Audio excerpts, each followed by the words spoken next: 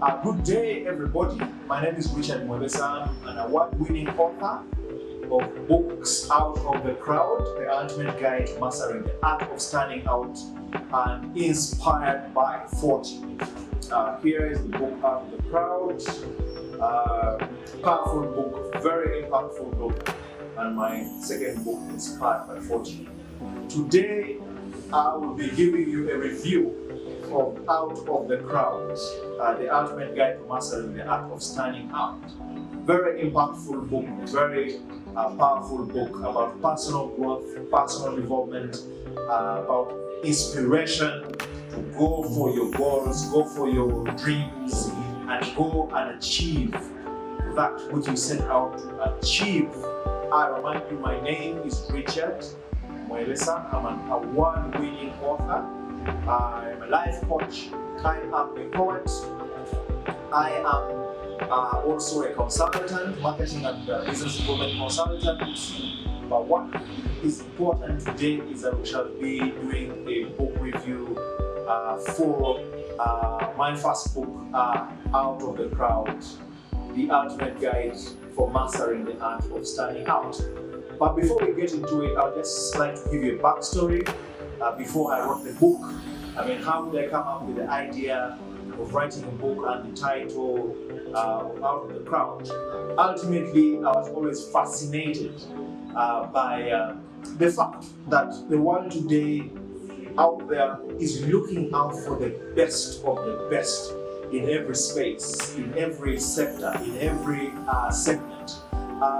As a matter of fact, I realized that being good is no longer important. Being actually great at what you do is no longer important. Being the best at what you do is no longer important. The heat was turned on, and that's what it's been. The world out there is looking for someone that is outstanding. The person that is outstanding when they are ranked and measured with others, when they stand up shoulder to shoulder, they want someone who is above even the best of the best and the finest. So this got me asking questions. I realized when you go for interviews, they want to get the best candidate for the job, the finest, the most outstanding person, the one who stands out of everybody else. When you are looking for a wife to marry, you always look out for the best wife or the best husband. As a matter of fact, people come up with checklists. They want a guy who's damn tall and handsome. They want a person who is educated, who's gone to school, who has a nice set of teeth, a nice smile. The world over wants something outstanding, and they want the best of the best. So this got me asking questions and saying, okay, if that is the case, it means that the world out there is competitive. Competition is a constant in our time. So being a life coach, I asked myself these questions and said, okay, wait a minute. Even in my sessions with the number of people who I work with in the coaching framework, they always come and they want to better themselves. They want to develop themselves. They want to improve themselves. They want to get finer. They want to get more efficient. They want to become more effective, because the world out there is competitive. So it got me asking questions. So I wondered and said, okay, what is that? Or what are these things that distinguish someone from everybody else? So I went on a journey to carry out research. So I researched 100 people from different spaces, different walks of life. I researched people in leadership. I researched people in sports. I researched people in the military who have been successful and are so outstanding. I researched different people, successful people, outstanding people in aspects of coaching, leadership, and management. I researched philosophers. I even went as far as the Bible to research about Jesus Christ, about the big great people in the Bible like Joseph, Moses. What made them distinct? What was special about these people? So I fell on and discovered a very interesting, I'm saying it 3 times for emphasis, very interesting content. That, wait a minute, actually my mind was blown away. Wait a minute, all these 100 people from different walks of life and different timelines, from the Middle Ages, from the 18th century, from the 15th century. I even went as far as looking at artists. I was wondering, why is Leonardo da Vinci considered the finest painter and artist? What distinguished him from all the others in his time? What distinguished him from his contemporaries? Why was Picasso considered one of the greatest artists? Why is Michelangelo considered a Renaissance artist as well? So I went deeper to find out. And guess what? I found out that these people are as ordinary as one can be. There's nothing special about them. And as I get to start reviewing this book, Out of the Crowd, I will just give you a highlight about some of these people. So I went deeper into philosophy, as I mentioned. I researched about Aristotle, I researched about Socrates, I researched about Seneca, I researched about Plato, and I was trying to find out in the philosophy time, I mean, why are these philosophers stand out? Why are they distinct from the others? I even went ahead and researched a lot of speeches, the greatest speeches ever said, and who said them and what drove them to say them. I looked at the 100 greatest speeches in the entire world, and guess what? I discovered something interesting, something very profound, something so interesting, something so profound about these people.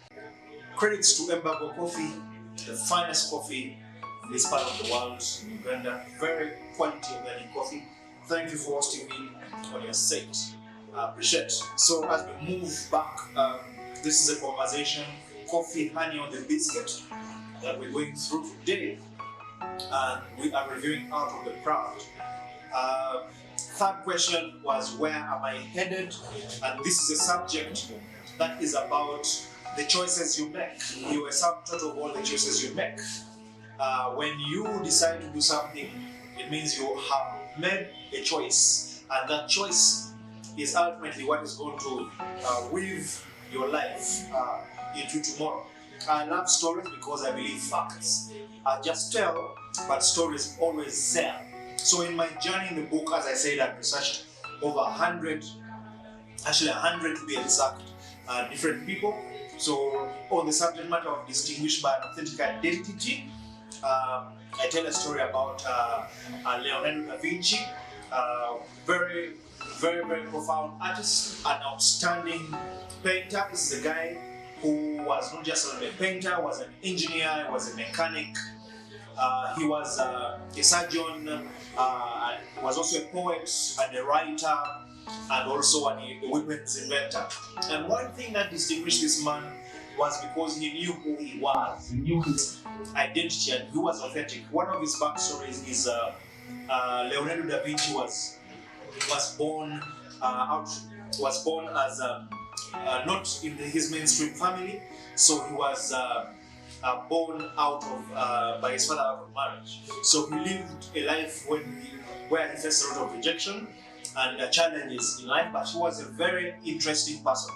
He was very inquisitive, always trying to find out how things work, how things be, and how things move. So in the society at the time, there were a number of challenges because in Italy, in Florence, there was a lot of social stratification in terms of the nobles vis-a-vis the common people.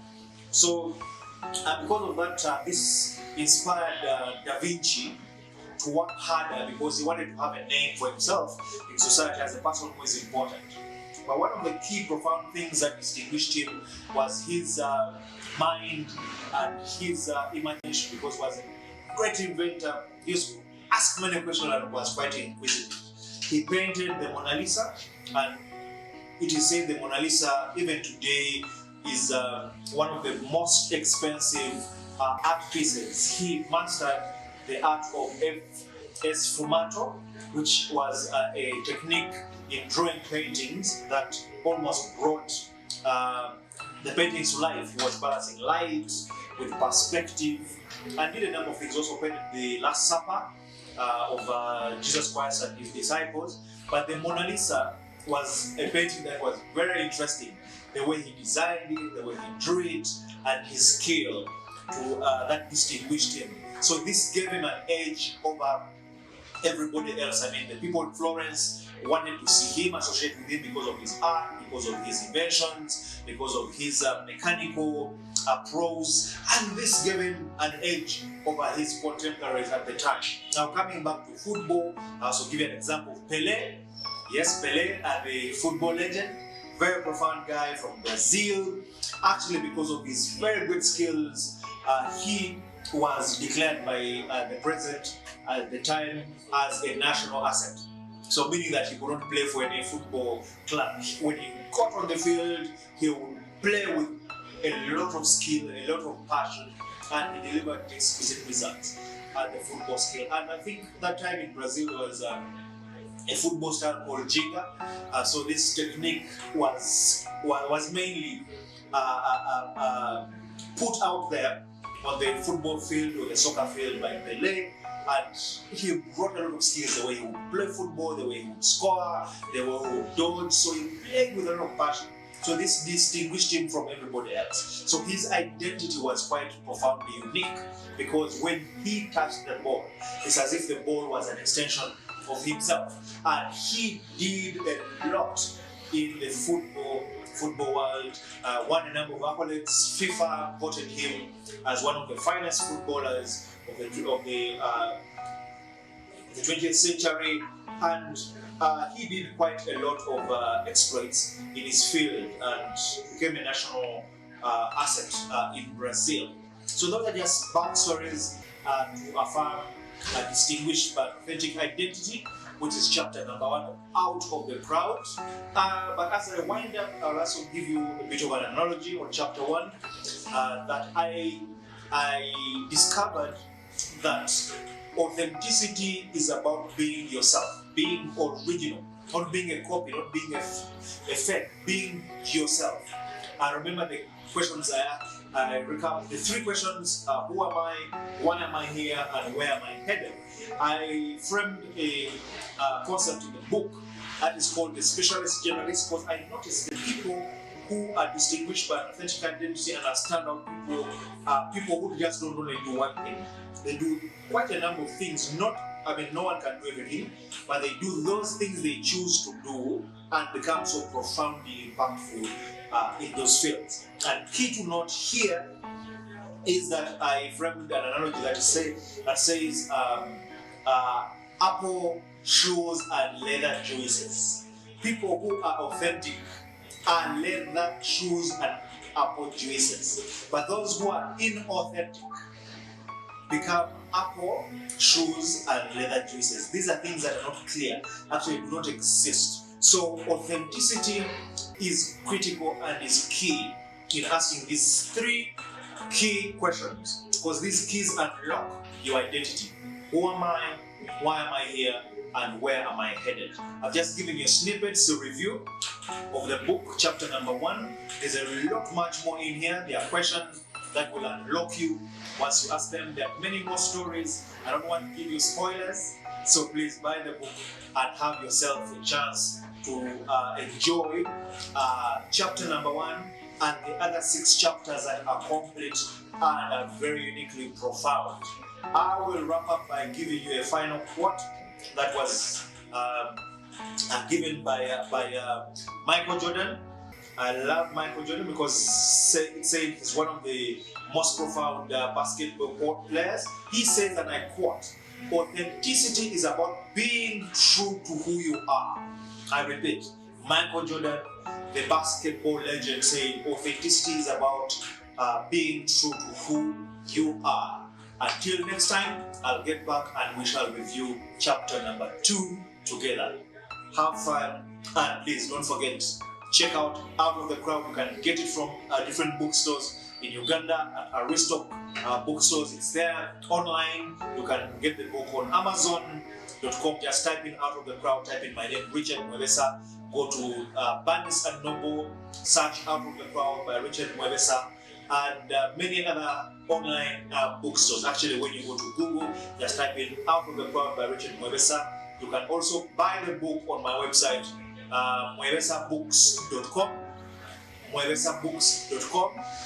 moibesabooks.com. I'm emphasizing the third time because I want you to have a chance to experience the insightful and enjoy out of the crowd. Credits and bigs up and big up once again to einsbonapar Coffee for giving me a very powerful, nice espresso.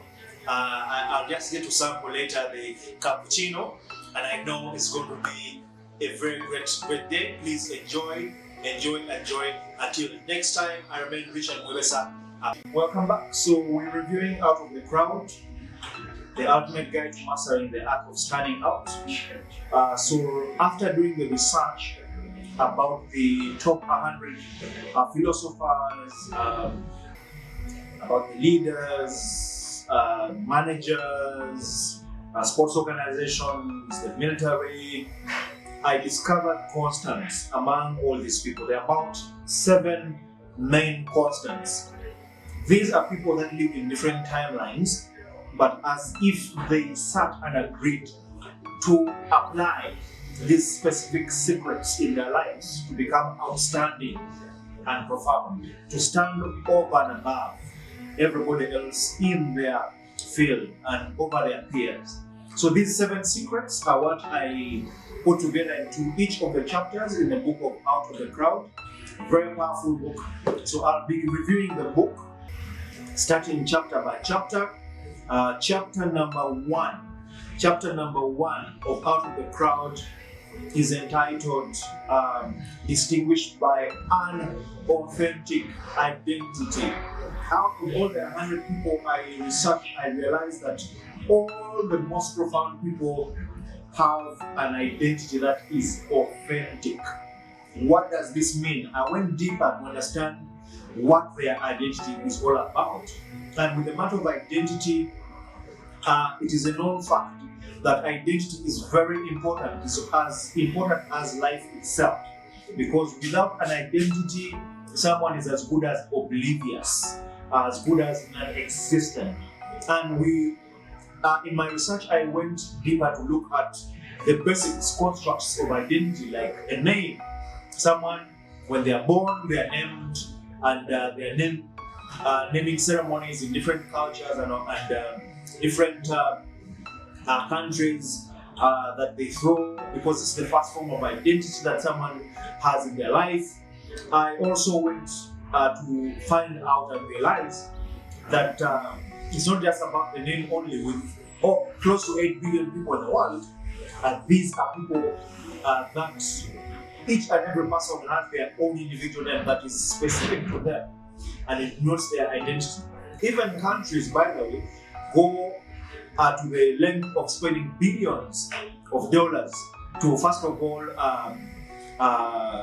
come up with national holidays and national days, national identities like their flags, emblems, because they want to distinguish themselves from everybody else and other countries in the world. So they spend a lot of them. They go ahead to invest in creating what they call national identification cards, national passports, to create that identity because they stand and subscribe to that distinguished kind of identity. And even going to society, we realize that many people subscribe to clubs, they subscribe to associations, they subscribe and go to certain schools or universities because they want to frame their identities. Some people even subscribe to gangs, some people subscribe to alumni associations in universities and high schools because they're identifying themselves or they want to distinguish themselves from everybody else. Now, moving forward into the aspect of identity, I realized that out of all these people who are outstanding and are profound, they understood and they applied 3 questions. And the first question is, who am I? The second question is, why am I here? And the last question is, where am I headed? So who am I is about identity, about they themselves and what constructs and defines them, that separates them else from everybody else in the world. Why am I here denotes their purpose or calling. And last but not least, where am I headed? Notice their choices, because we are a sum total of all the choices that we make. The choices that we make on a daily distinguish us from everyone else, and they define who we become in life and ultimately construct who we are as individuals. Now, going back into the who I am aspect, I realize that no one can ultimately be distinguishable if they have not introspected, if they've not had a conversation with themselves to understand who they are in terms of what are the things that define them, because we are human beings and we're in a state of being. We are not called human doings. We are human beings. We're in a state of being. And to be in a state of being as a human being, it means that we are people that become.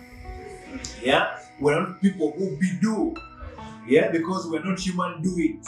We are people who become and people who not be do. Ultimately, I've had people confusing in my sessions as a coach. People ask, who am I? And people define themselves as mechanics, as engineers, as teachers. That is what you do, but that's not who you are as a person. Now, in that is to identify the key elements, what I call elements within you that uniquely define you. And these are what I call traits, these are what I call values that will anchor you. In my book, I call them elements. These are elements that will distinguish you from everybody else. But that is a hard thing to say, because we've heard of the Johari's window. The Johari's window, there's something that you know about yourself, but then there's something that you do not know about yourself, but the whole world sees it very clearly. That's the Johari's window. So in this, I realized that in order for you to identify who you are, you need to ask yourself certain questions, which I put in the book.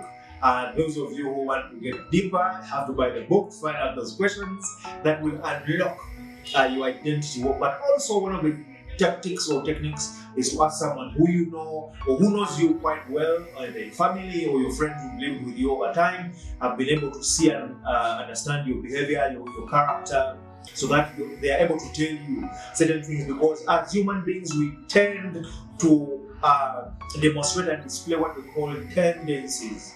These tendencies are what ultimately sharpen and frame who we are. The things that we like, the things that we dislike, the things that make us feel like we're floating an inch off the ground, the things that make us feel alive.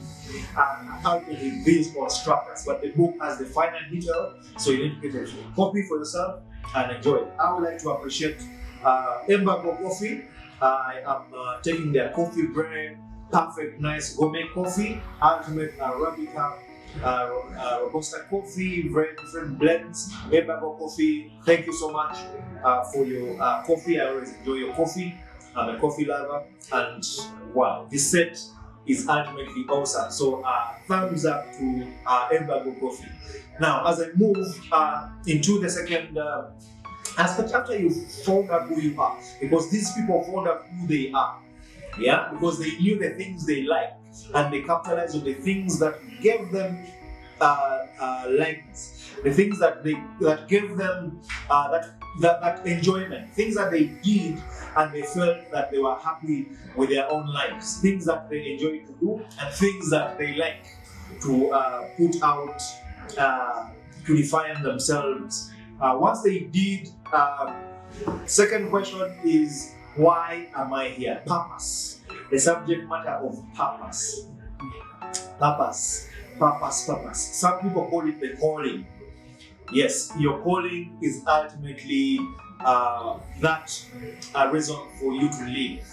There are things that you will come across in life, and once you are executing them, and once you are doing them, they will give you that enjoyment and fulfillment, that you feel that you are doing something that you are born to do and you're born for. So purpose is quite important. Ultimately, these are people who don't just being distinguished by an authentic identity, people who live a full, complete purpose. They enjoyed what they do. If I give you context, if you look at Albert Einstein, he enjoyed mathematics, he enjoyed physics, and when he did exactly that, he felt alive.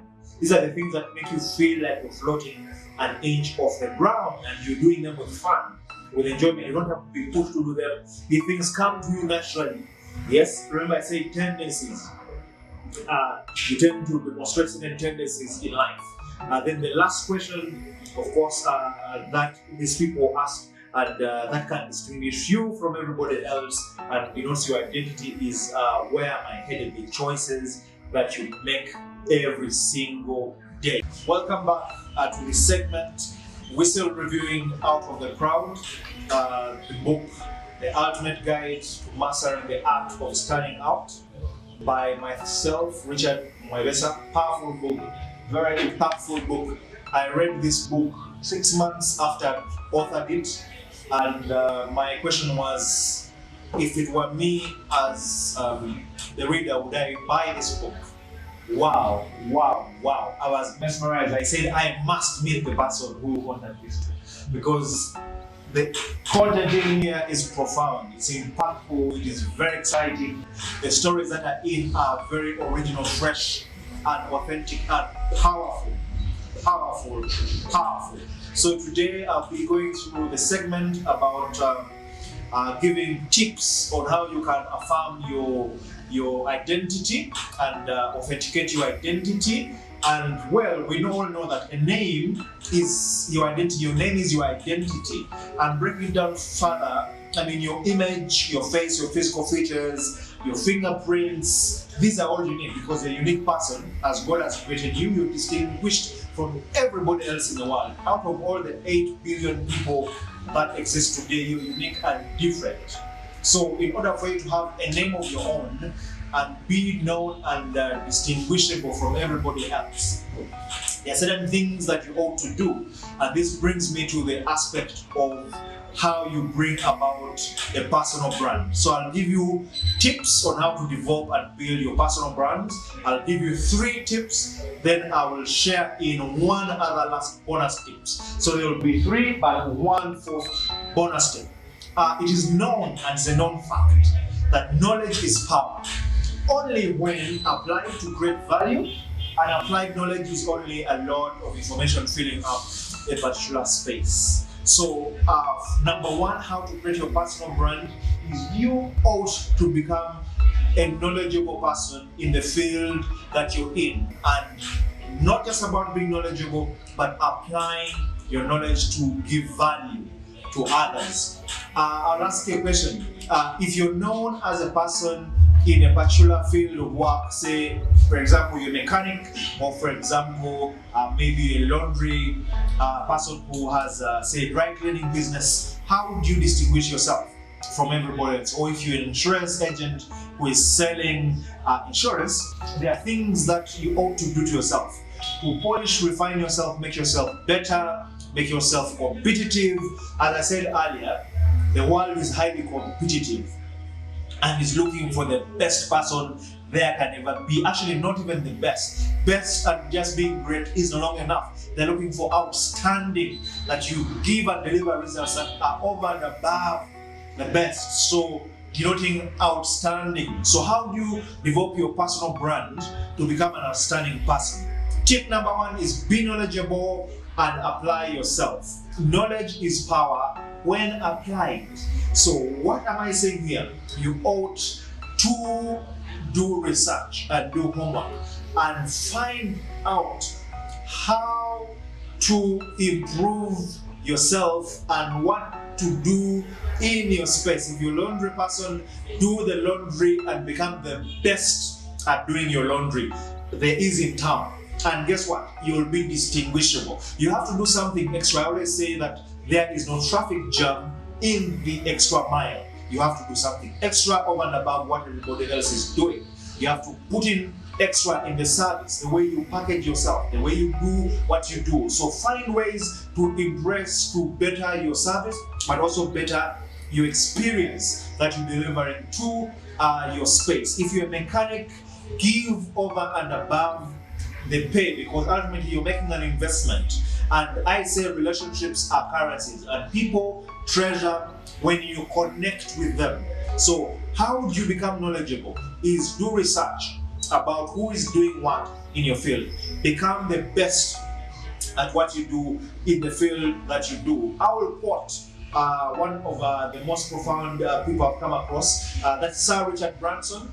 All of us might know him, of course, for his work in the different chains of businesses that he does, airlines, service business. He says, and I quote, branding demands commitment.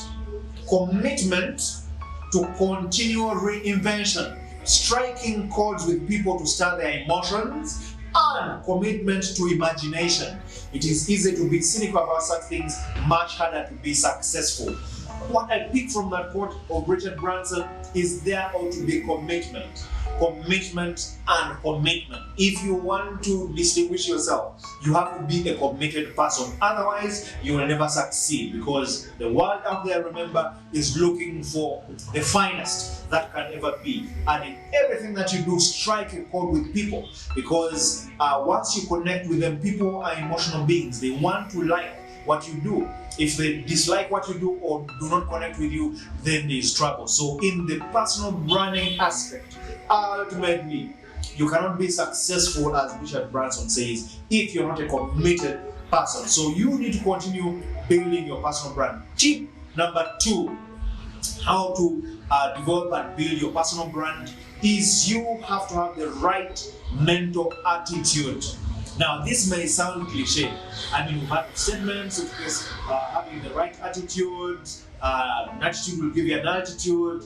But what is important, I say, and in the book I say, a person with the right attitude is a person who is going to be likable. And likability is a currency. The moment you're likable, you easily connect with others. A person with a bad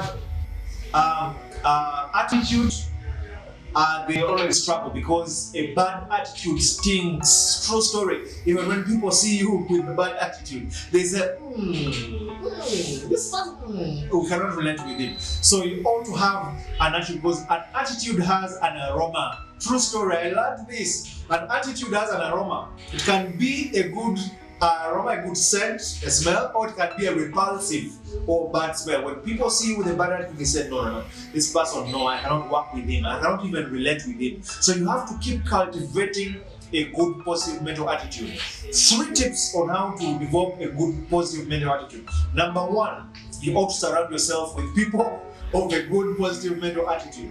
You're only as good as your associations. The moment you go around negative people, you will always somehow find that you always becoming negative. So choose your atmosphere and the people you surround yourselves with.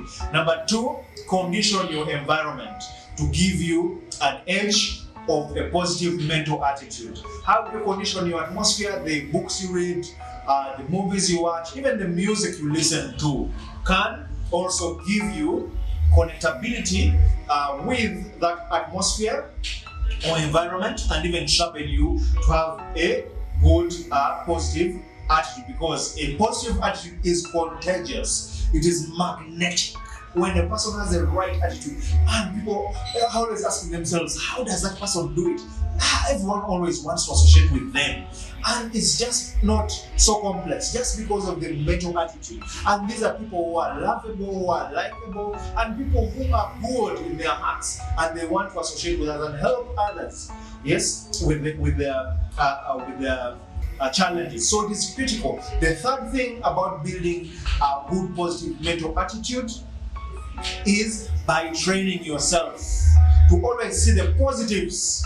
I use this statement, I say always count your blessings, because if you see the mistakes, there will be many, but if you pay attention to seeing the good in every situation, trust me, when you weigh, you realize that the good is actually much more than the bad. And when you train, because it's natural for the mind to always trigger and point out the negative things or the bad things in life. It is said, psychologists say that for every 10 good things that happens, 1 bad thing will replace the 10. Now imagine 10 out of 1. So meaning that negativity is very powerful, by the way. It's very powerful in a bad way. Yeah? But if you focus on the good things, the 10 good things, and you build your heart and you frame your mind to be able to leverage those good things, ultimately you'll become magnetic and you'll become standout, irrespective of challenges that you're seeing. Always look for the best, always look for the gold in the dirt. There's always gold in dirt. That's why gold is never on the surface. It is underground, underneath. Always dig in your heart to look for the gold. Don't look for the dirt, because as you're mining gold, there will always be dirt. There will always actually be mud. But look here, if the gold miners always looked at the mud, would they even be motivated to look for the gold? Never. So focus on the good things, the gold. Go for the gold within you, and even when you're giving out, give out your best attitude, because that attitude is what will be between you and your next big move or your next growth. Number three, how to build your personal brand. Amplify your key strengths and leverage them to differentiate yourself. Let me tell you something, it is a fact. We are human beings and we are flawed. We have weaknesses and we have strength. Remember, in your move of standing out of the crowd, as I said, the three questions, I repeat for emphasis. Who am I?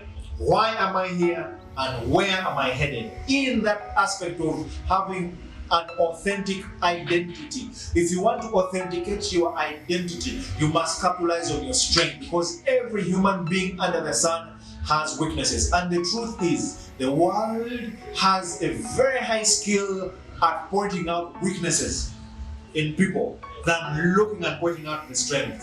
So if you're self-aware, you've self-discovered, you already know who you are, you know your purpose or your calling to be here on earth, then you know the direction you're taking, the choices you're going to make.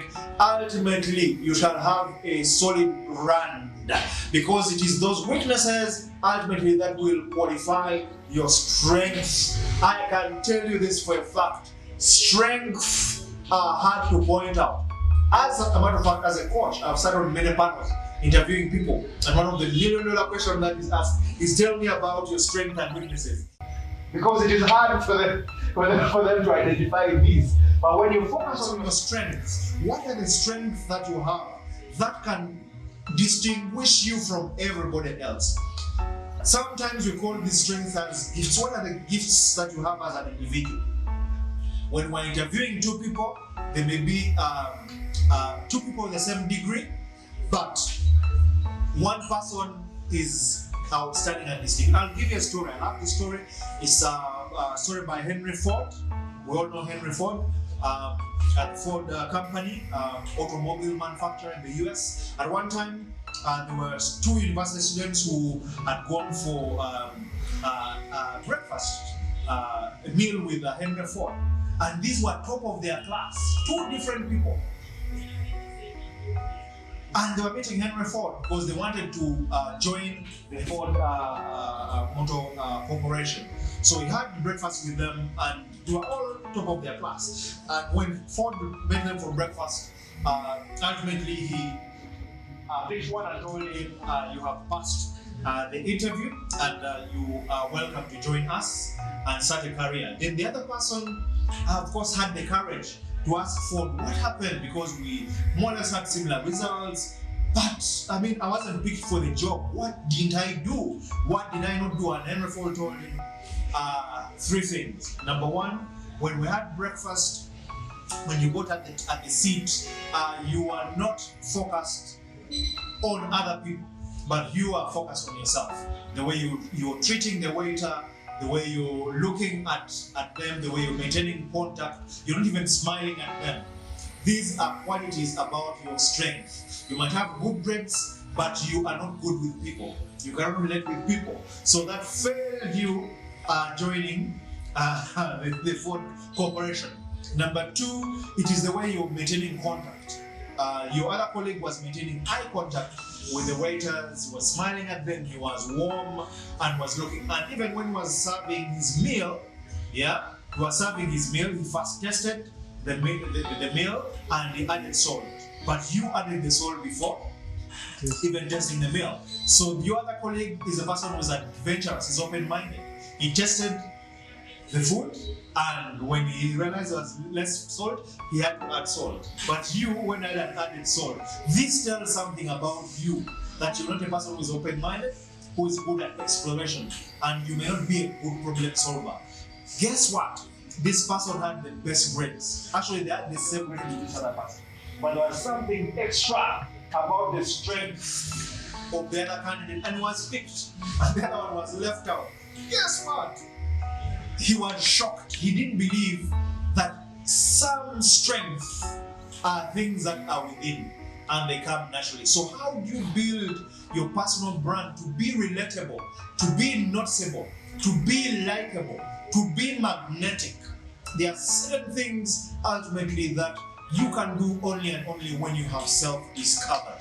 Let me tell you, there is no price for being a good person, for being a person who relates with others. These are strengths, and they can leverage you, and they can push you to the next level.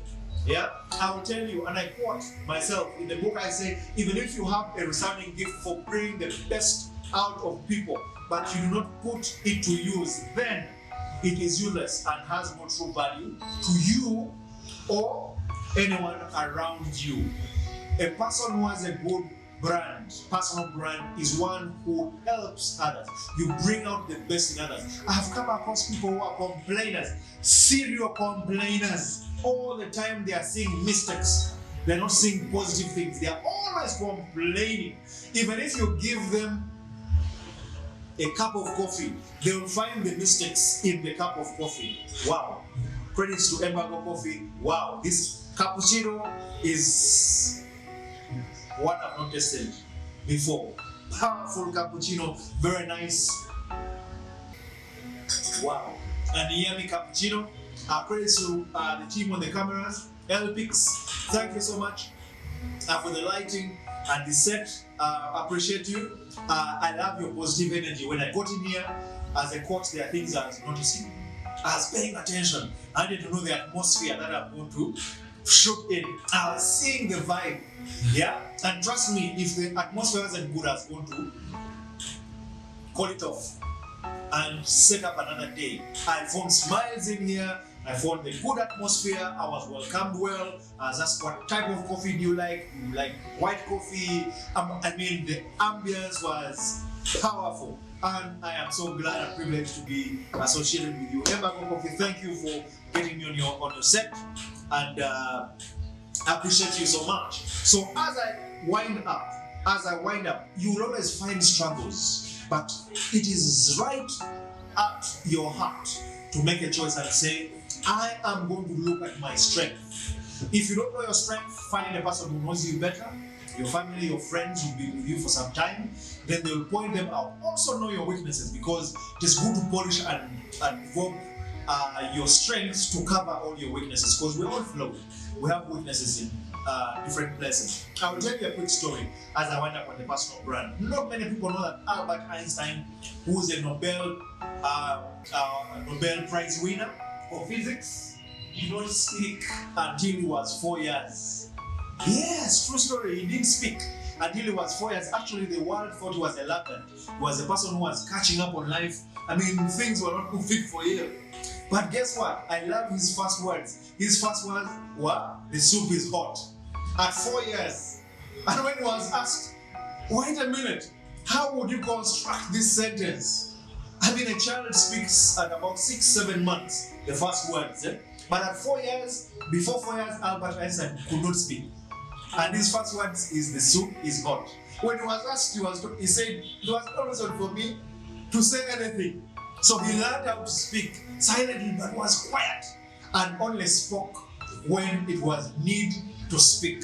What does this mean? Sometimes people can see you as a laggard, but they may not know that that is exactly what distinguishes you and defines you. He was always a positive person in the things he did. Yeah, he only spoke when need be.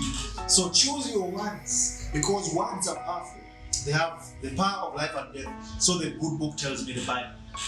Your words can create, or your words can destroy. So those you say to yourself and those you say to others and you say to the world, so find your strength, refine those strengths, leverage them, and grow them, because they will define your authentic brand. The bonus number 4 item or story about how to develop a personal brand is always resolve issues that are hardest for you first. This I will emphasize, that's why I say it's a bonus. Always resolve the hardest things for you first. The simple ones, always do them last. Why? Because the hardest things for you may be actually pointing and drawing out your not so good areas or your weak areas. And the moment you have and prioritize that to do your hardest things first, then later you find that these things that were hard become easier for you to do and ultimately become very simple. It means you have transformed your weakness, grown it into a strength, and later the strength could be right exactly that will distinguish you and will take you out and make you out of the crowd. I'll quote Michael Jordan, basketball player, one of the finest, greatest of all times, the GOAT. Yes, he was an MVP for the Chicago Bulls, did a lot in basketball, and one time he said, and I quote, a very interesting statement, which I researched very well about him, and I quoted him in my book, Out of the Crowd. Very profound, powerful, legendary and outstanding basketball player, and one of the sports legends. I can call him a legend because the things he did, wow. He did a number of things that distinguish him and put him on the map and put him in royalty in the basketball sport. He says, and I quote, that he was cut at one time in his life, yes, from playing basketball was cut from the club actually at one point. But he drew in himself and said, I have failed very many times at scoring, and when people are counting on him, he failed to score. But because of him knowing himself and looking at consistency and doing things and executing them over and over time, he improved himself and became one of the finest basketball players of all time. So Michael Jordan affirms it, and he says, when there are challenges, go ahead and sharpen yourself. He trained for over 6 hours a day to become the best he is. He would swim in about close to 10 kilometers a day so that he can sharpen himself and improve himself to become the best he could be. He built and developed his own personal brand, that when he was on the court playing and was shooting hoops, everyone would say, wow, this is Michael Jordan, his signature personal brand. Ladies and gentlemen, I say thank you so much for walking with me the journey and developing the personal brand. I'm still enjoying my coffee. That's your Mango coffee. I appreciate you. Until next time, we'll get back and review chapter number 2 of Out of the Crowd. I'm out. Ladies and gentlemen, I would like to welcome you back to our segment, our review of Out of the Crowd. Today we shall be going through chapter number 2 of Out of the Crowd, which is entitled Driven by Passion. Remember, I mentioned earlier in my earlier segments that did research about 100 people in different fields of life: philosophy, leadership, sports organizations, sportsmen, including also management, inventors or scientists, people who had been distinguished and profoundly impactful in their exploits. And I found out 7 constants which I put together into chapters. Each issue is a chapter in the book, and these are very powerful research essentials that will enable you, when you read the book, improve yourself, better yourself, to be a bigger person, a better person at what you do. So this book, Out of the Crowd, has 7 practical elements that are constants for the outstanding people, and these are drawn from the context of my own life. Because I learned about these, I've used my experience, my personal stories in the book, what I've learned, my failures, my mistakes, my improvements, and I actually put together all the secrets why some people lead and others follow, where others display perpetual greatness, where others display mediocrity. But key to note here that in this book, Out of the Crowd, in there are 3 keys to unlock your authentic identity, 5 character traits that qualify the outstanding, why people are outstanding, and the things they do to define them, distinguish them, and make them profoundly impactful in their work. 7 winning behaviors, 6 initiative catalysts, and 2 imagination barriers, and 3 tactics to engage one's imagination, and 13 perseverance achievement hacks, the things you can do that can enable you persevere and do things better. This is a book that will open you up to possibilities to define your unique personal brand and explore why others stand out and soar out of the crowd, why others remain as mysterious anomalies. So welcome aboard. I'm still with Embargo Coffee. Thanks to Embargo Coffee. Thanks to LPix for taking the shots of the sessions. And I do appreciate you for your time. Those who have logged on, who are watching this segment as we review Out of the Crowd, the ultimate guide to mastering the art of standing out. This is a very powerful book. I've got phone calls from different people who've called me and said, wow, Richard, I've read your book 10 times. And I'm like, what? And they're like, yes, true story. Because the things that are in here, the stories you talked about, have touched me. I've connected with them. It's as if you're speaking to me directly. It's a book written in the 3rd person, omniscient. So it is one that has its own voice, and it is very, very interesting to read and enjoy. So chapter number 2 is driven by passion. Out of the Crowd. I'll start with a quote. I love quotes. My second book is a book of quotes called Inspired by 40.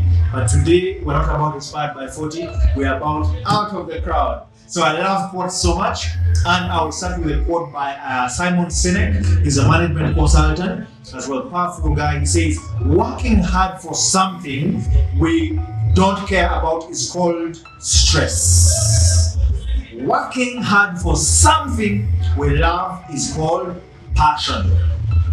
I repeat, Simon Sinek says working hard for something we don't care about is called stress. Working hard for something we love is called passion. Now, I define passion in the book Out of the Crowd. My own words. Richard Professor says, what is passion? He says, passion is the energy and drive that keeps one going, filled with purpose, with excitement and happiness without tiring. It's called passion. Passion is like a fire that is burning in the belly. It is an urge, it is a thirst and hunger that seeks fulfillment. It draws out people towards particular goals. I'll repeat, because I love this. I framed it when I was writing the book Out of the Crowd, chapter number 2, driven by passion. The energy and drive that keeps one going, filled with purpose. Yes! Excitement and happiness without tiring is called passion. Passion is like a fire that is burning in the belly. It is an urge, it is a thirst, it is a hunger that seeks fulfillment. It draws out people towards particular goals. Ladies and gentlemen, welcome back to Driven by Passion, chapter number 2, review of Out of the Crowd. My name is Richard Mwelesa. I'm an award-winning author. of books out of the crowd inspired by 40, and one on the way called Thistle of the Nile, an anthology of 49 freshly brewed and curated poems from the part of Africa, Uganda. I love to read books. I love to write as well, and privileged to be. I'm a life coach, I'm an author, a marketing consultant, and of course my full-time work is to sell insurance. One of the leading service providers in Uganda and Central Africa. Yes, I love the Lord. I also serve Him as a pastor. But above all else is that I am privileged to be part of you with this session and segment, and we're going to be talking about passion. It is said that in order for you to stand out, you have to do your work with passion. The people I researched world over are people who are passionate about what they do. They loved what they did, and they did what they did with charisma. It is said that charisma is the brother of passion, because it's that self-drive, that self-initiative, that hunger, that thirst that draws out someone to do things with excitement and do them and execute them with a lot of work and a lot of love and a lot of precision. Whatever they do, they are catalyzed by precipitates of doing things they love. And as Simon Sinek quoted earlier, who says, and I'm quoting once again, that working hard for something we don't care about is called stress, while working hard for something we love is called passion. So passion is driven by love, the things that you love to do. These things come to you naturally. You don't have to push yourself. You don't have to do. It is actually even saying that there are things you can do literally even in your sleep. Yeah, or when you're waking up anytime, you can do them, and you do them efficiently, effectively. They come to you naturally. So today I'll be telling stories, because I believe facts tell but stories sell. I like to also tell you where to get my books out of the crowd. Can be gotten at Aristoc bookstores, a hard copy book. If you're a person who loves to read e-copies, you can get a book on Amazon. You can pay for the book using your Visa card, your MasterCard, or American Express card. Just go type in my name, Richard Mabesa, out of the crowd, and you'll get it and buy it as an e-copy. Download the Amazon Kindle app on your smartphone or your device, be it a tablet or laptop, to read the book. You can also get a copy from barnesandnoble.com. You can also get a copy from CLC Kenya, Christian Literature Communications Kenya. You can get a copy from Nuriat bookstores in Kenya. Of course, in Uganda, I mentioned Aristoc bookstores, Garden City. You can get a copy for yourself at Aristoc Acacia Mall or Aristoc Kampala Road. The copies are there. Please go at the shelves, buy yourself a copy, and read the book. Very powerful, very inspiring, very profoundly driving people to achieving their goals. So as we move on, driven by passion, today I'll tell you a story about David. I researched about David, his backstory, what made him who he is. He was a very passionate guy. He was a poet, a musician. He was also, of course, a shepherd, later became a leader, and a very big and one of the most respected warriors in Israel. And of course, we know the backstory, being raised by his parents. And of course, no one is forgotten. When God says, go anoint the next king, Samuel goes ahead into the house of Jesse with a horn of oil, and the first, second, third, fourth, until the fifth born of Jesse came, and the Lord said no, until David came last, and it was him anointed to be the next king. But what is that thing that distinguished and made David out of the crowd, stand up of the crowd? Number one, he loved to play music. He loved to play a harp. So he was a very good harpist. That good that at one time, when Saul was looking for the best harpist to play music for him, to soothe him, David's name showed up, because he was so profound at playing the harp. So his talent and love for music and love for playing the harp drew him, his passion drew him into the palace. to play music for the king. Then later he became the armor bearer of King Saul. But most importantly, being a warrior and great at what he was doing in the wilderness, he used to fight bears, he used to fight lions, to look after his sheep. He dares after Goliath, who was a Philistine, says, I am standing before you, and whoever can stand up against me and win, it means that Israel would have won. So everybody was shivering and dreading Goliath because he was a giant, a man who was so tall, so strong, and so much a champion that he had fought and never lost a battle. And guess what? One time David was sent by his father to go take food for his brothers.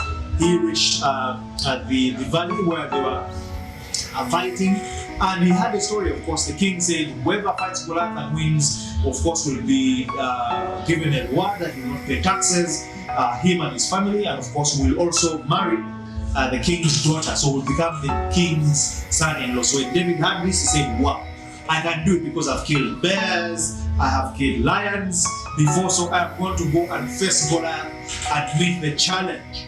But what made David passionate?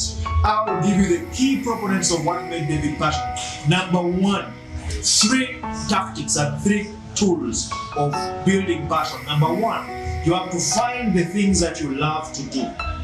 Yeah, and do them repeatedly because you become better at them. The more you sharpen yourself, the better you become at things that you do.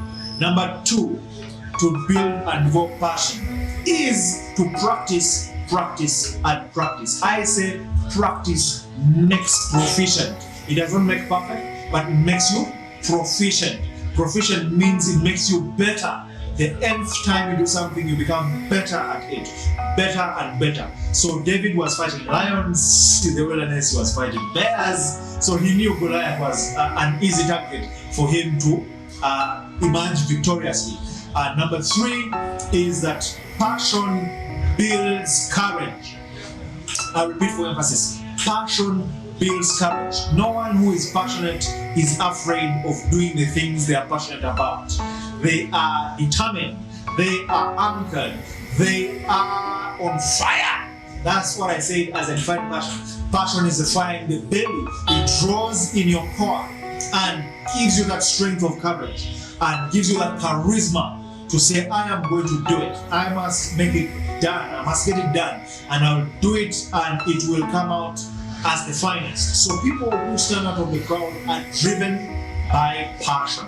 So David gets into the camp and tells Saul, I am going to fight. Now, one lesson I pick from there is Saul gave him the armor he had, but David was not familiar with the armor. One lesson we drive from passion is that when you're passionate, do not go and use different tools from those that you're familiar with. Remember, the more you sharpen yourself, use the tools that you are familiar with.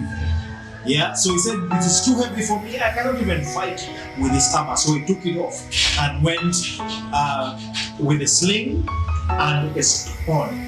He worked with familiar tools that he was passionate about and those that gave him leverage. So what are the tools that you use in your passion journey? Lesson number 1, the tools you use, define them, identify them, and work with them to get better at them. Number 2, courage. Always walk in courage, always be inspired, always be self-driven in the things that you do. Courage drives inspiration, and inspiration drives that self-belief and confidence and charisma to do things. Number 3 is always know yourself. Self-discovery, I talked about this in chapter 1. Always know who you are, because the moment you know who you are, it becomes simple for you to walk in that thing and do the things that others see as difficult to execute and do. So David anyhow gets on the front line. Goliath, I mean, the war and the odds were against David. First of all, he had never fought a war. He was inexperienced. I mean, he did not have any chance of winning a hero and a champion called Goliath, who had fought almost all his adult life and never lost a battle. All odds were against him. Actually, many people, I guess, would see David as a moron, as a fool. I mean, the odds odds were so clearly obvious that David was going to lose. But guess what? This passionate man, young boy, who averagely was about between 16 and 18 years, knew his craft, knew his element, he knew himself, he knew the opportunities. Guess what? He picks a smooth stone, swings it, hurls it at the skull of Goliath, and bam! Goliath falls like a big thud, and David runs towards him, gets Goliath's own sword, and victory was seized that day. The moment David kills Goliath, he enters the book of the most outstanding people in his generation and his time. He came from zero to hero, from just being a shepherd boy unknown to becoming a song of every person in Israel, from not just becoming a song and becoming the son-in-law of the king and of course his family, exempted from taxes because of the passion this man had. So I said he was driven by passion. He was a man that was quite good at all the things he did. All the odds were against him, but his passion drove him to execute a fate that no one had ever done in Israel. So he was backed by conviction, was backed by his conviction. It also backed his faith, because once you are driven by passion, you will never see defeat. You will keep going. When you fail, you rise up another time. When you fail, you keep moving. You're driven. You wake up past midnight to do the things you love. You wake up and keep doing and keep moving and keep going and going on and on and on and on. I will tell you another story about passion, about another person who I respect so much, and this man is called, actually there are two people, Edmund Hillary and Tenzing Norgay, who became the first people to climb and reach the summit of Mountain Everest. Now I'll give you a backstory. Mountain Everest has been known and is known actually as the highest point on Earth. It rises above 8,848 meters above sea level. So in the Himalayas, this is the highest point, and it is characterized with physical hazards. Yeah, because many people thought it is impossible to conquer or reach the summit. Why? Because of its height, 8,848 meters above sea level. And of course, because of natural ranges there, the physical hazards, there's snow, there's wind, it is cold, and there's rarefied air. It is hard for you to breathe when you reach a certain level of height. Now, on 28th May 1953, Edmund Hillary and Tenzing Norgay became the first people, human beings, to reach the summit. What did they do? I look at the backstory of Edmund Hillary. As a young boy, he developed the passion of climbing, and he loved it so much. At 16 years of age, in 1935, he had a field trip at Mountain Rapehu, yes, in Oceania, I think Australia, New Zealand, where he was igniting a passion to climb and adventure. And of course, later he was a young guy, laid back, a bit of a laid back person, but he joined the boxing club. So boxing gave him confidence and gave him passion that he can go ahead and climb mountains and conquer them. And of course, as he was sharpening his passion for climbing, he developed a lot of skills and learned many tactics and techniques of climbing and developed that passion for climbing. I mean, he had made 7 agonizing attempts, 5 plus 2, 7 agonizing attempts, and failed to climb to the summit of Mount Everest. Wow, this guy was determined. 7 times he had failed, but he kept moving, because remember, passion is the fire. It is the belly inside you that keeps you moving, keeps you growing, keeps you doing things that you want, and things that enable you move and you feel like, wow, you're floating an inch off the ground. He made expeditions, and the summit, Hillary did not give up his dream. When he failed 7 times, he kept moving on. And finally, on the 8th time, he achieved it. because he said it's not about the number of times I've failed. If I'm doing something I love, eventually it doesn't matter. I will achieve it. I will achieve it. He became the first man. Him and his friend Tenzing and Nogre became the first human beings to conquer the summit of Mount Everest.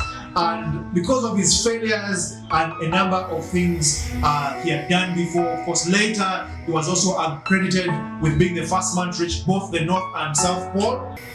Yeah, because after he conquered Mount Everest, he knew that now all his other dreams were possible. Let me tell you, if you're driven by passion, impossibilities become possible.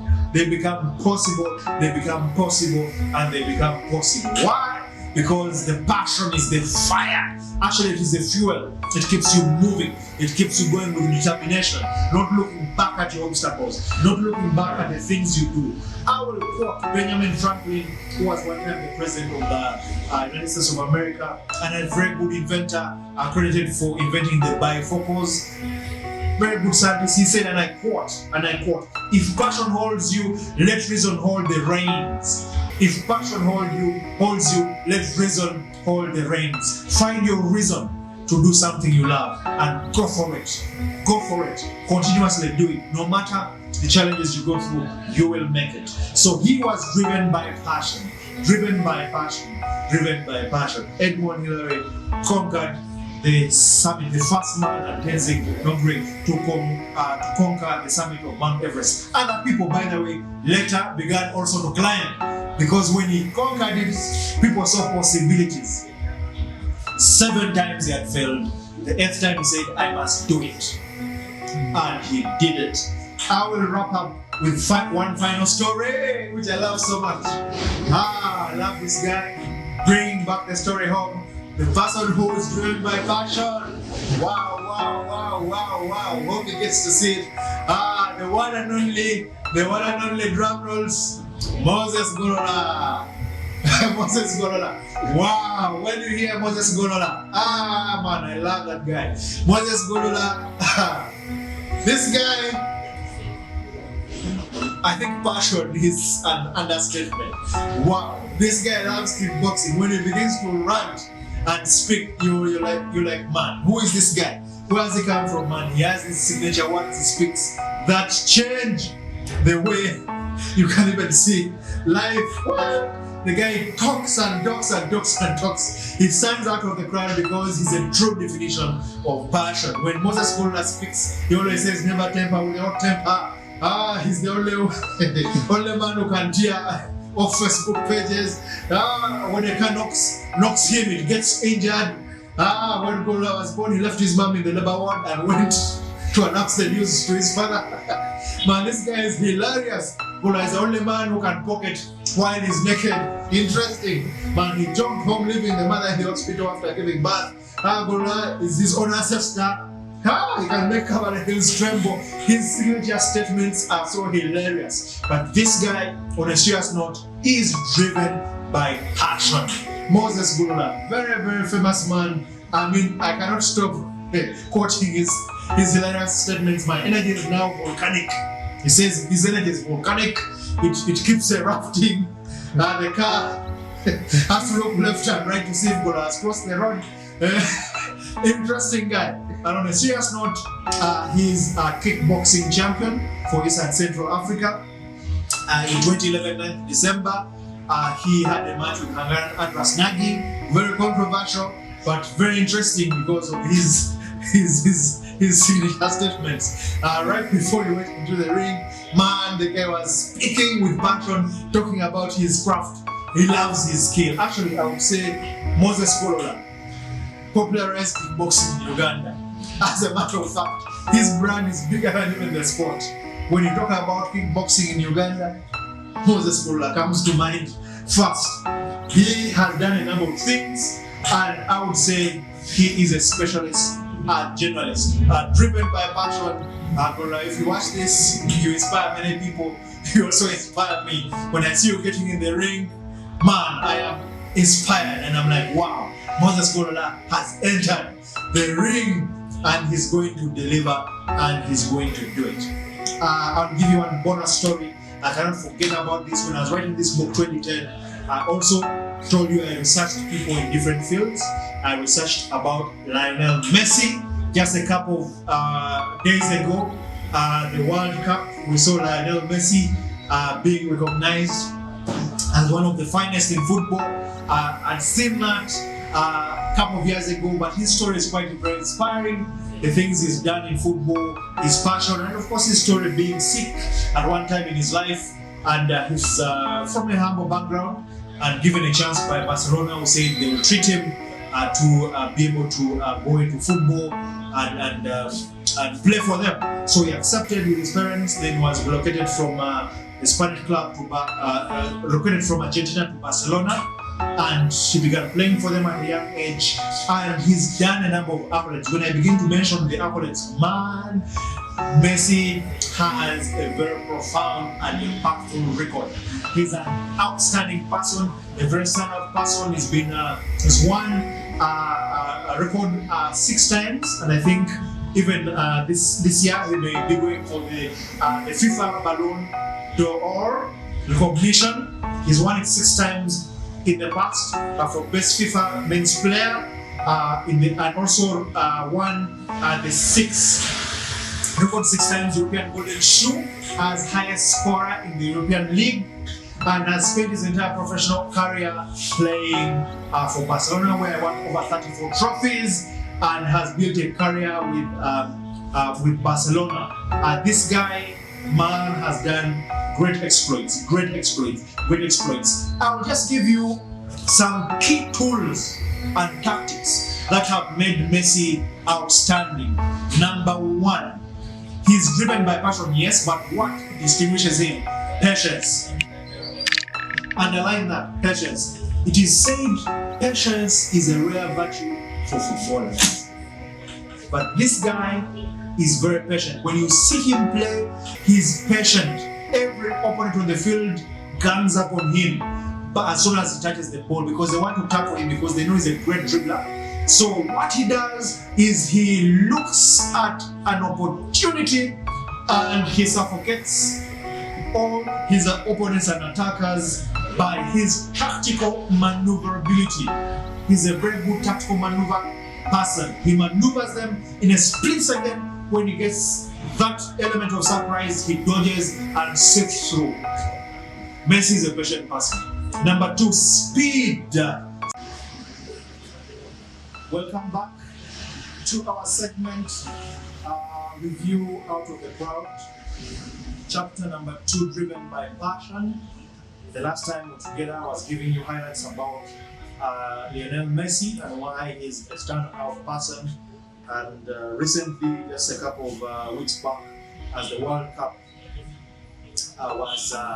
was going on, we saw and the world saw him as a key standout person, as giving the key highlights why Messi stands out ultimately as a grandmaster at his craft, playing soccer, so as unpacking the key elements within him and his tactics and techniques that he uses to drive his game. I've given a highlight about patience and how patient he is as he's playing football. He waits for an opening, and then he strikes with precision to move out and score, outmaneuvering all the opponents that come and surround him.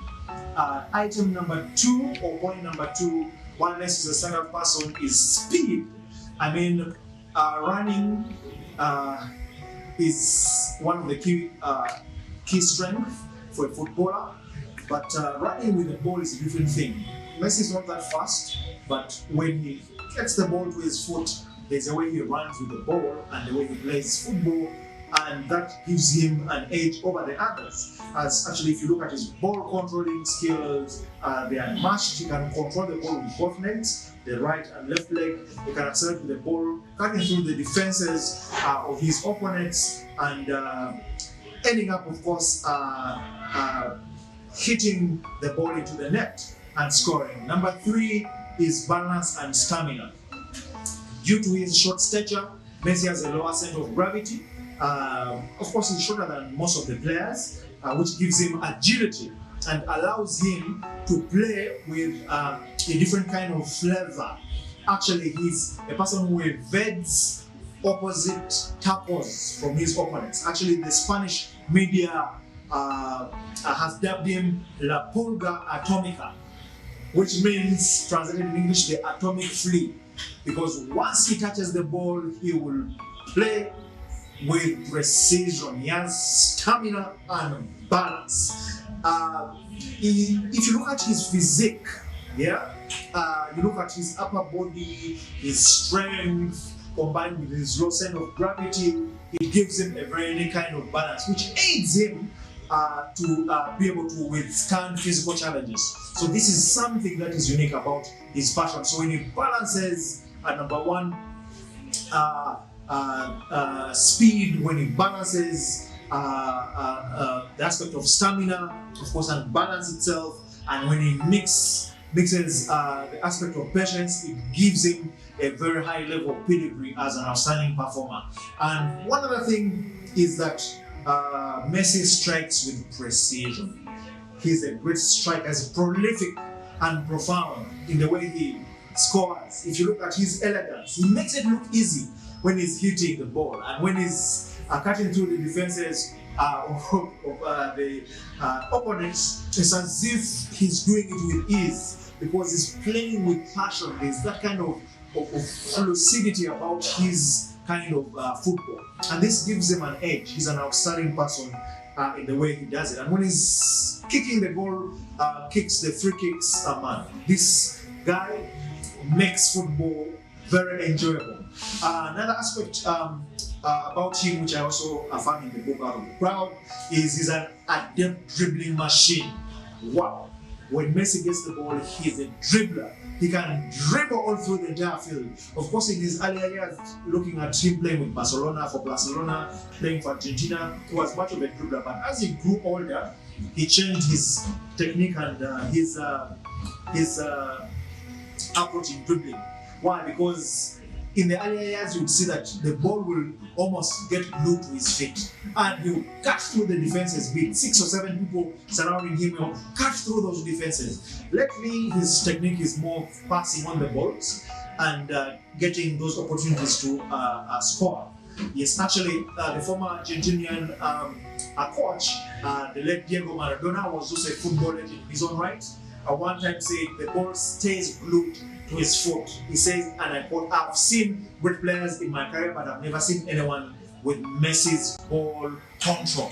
That is Diego Maradona, who said these statements about Messi. And I quote once again, he said, "The ball stays glued to his foot. I've seen great players in my career, but I've never seen anyone with Messi's ball control at the field." So, I mean, even getting this statement from the legendary Diego Maradona is something that is profound and outstanding. And last but not least, Messi is a selfless team player.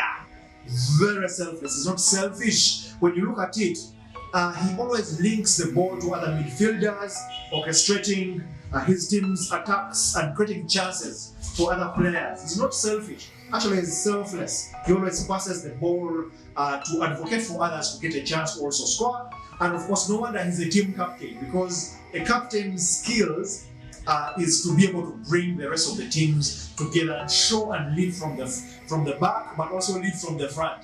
When he's passed over the ball, he scores, but he also creates assists for others. He has outstanding football pros, and these are also part of the qualities of leadership that make him a very good and profound person.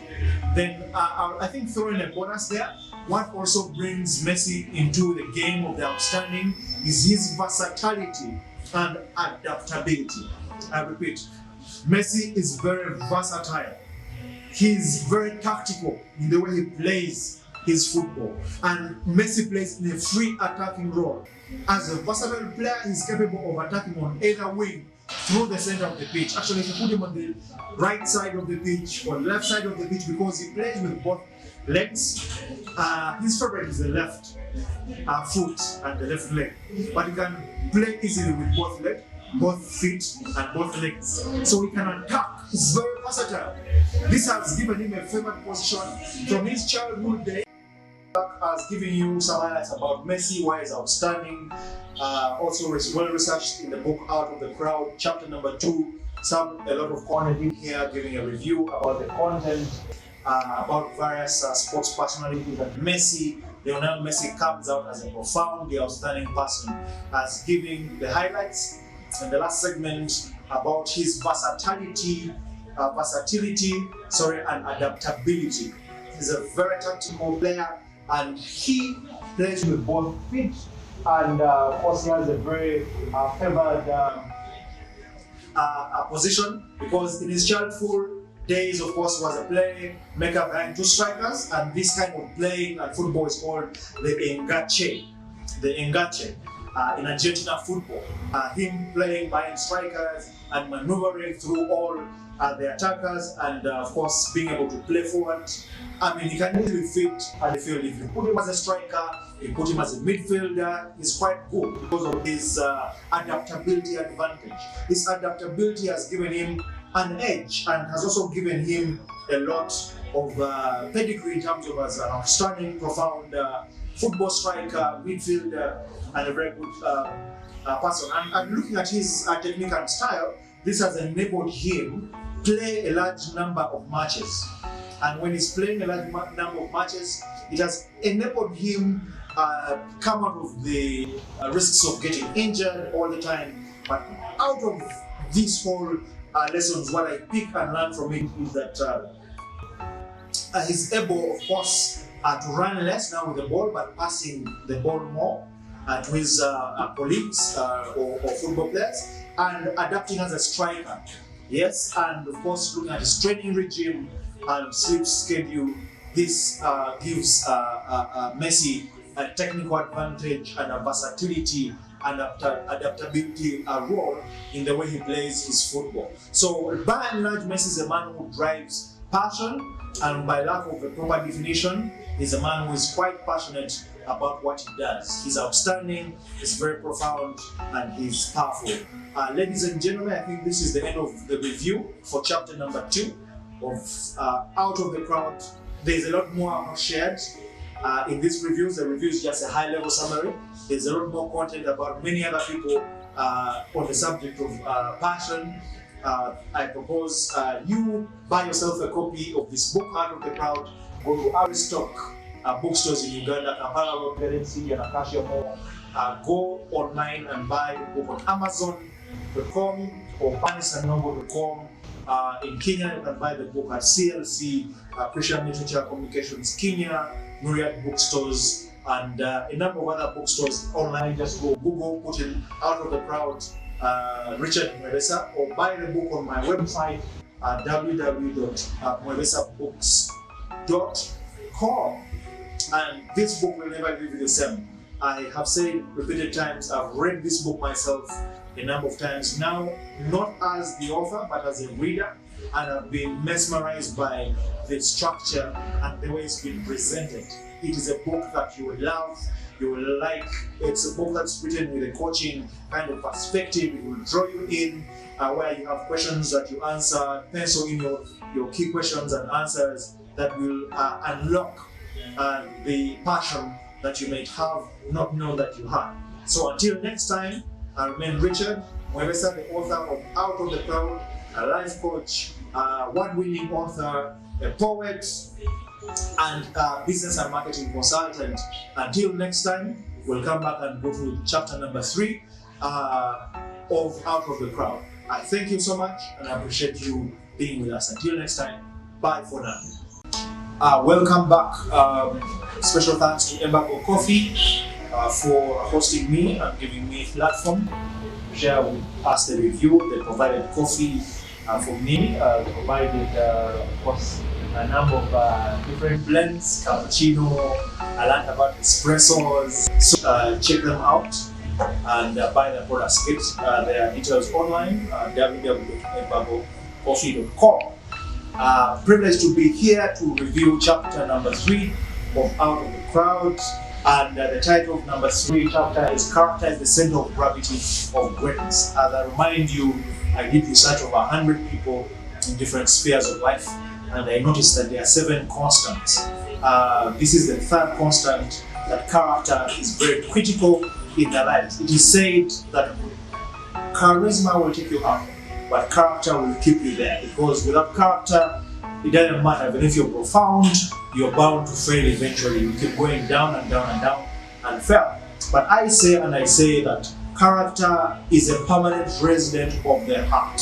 It resides in the heart residently. I'll quote the wisest man that ever lived, King Solomon, Proverbs chapter number 4, verse 2. He says, and I quote, "Above all else, guard your heart, for it is the wellspring of life." I repeat, Proverbs 4:2 says, "Above all else, guard your heart, for it is the wellspring of life." Because everything that you do springs out of your heart. So guard your heart. Guard your heart. Not the heart that pumps blood, but your soul. Yes, and what is your soul? Of course, construct of the soul. 3 are the mind, the will, and then the emotions. So have a guarded heart, so that you have control of your mind, what you think, what you perceive, things that you feed your mind, your ideas, your thoughts, and then of course your will, and the choices, decisions you make on a daily basis. Make them carefully after thinking through them very well. And lastly, of course, your emotions.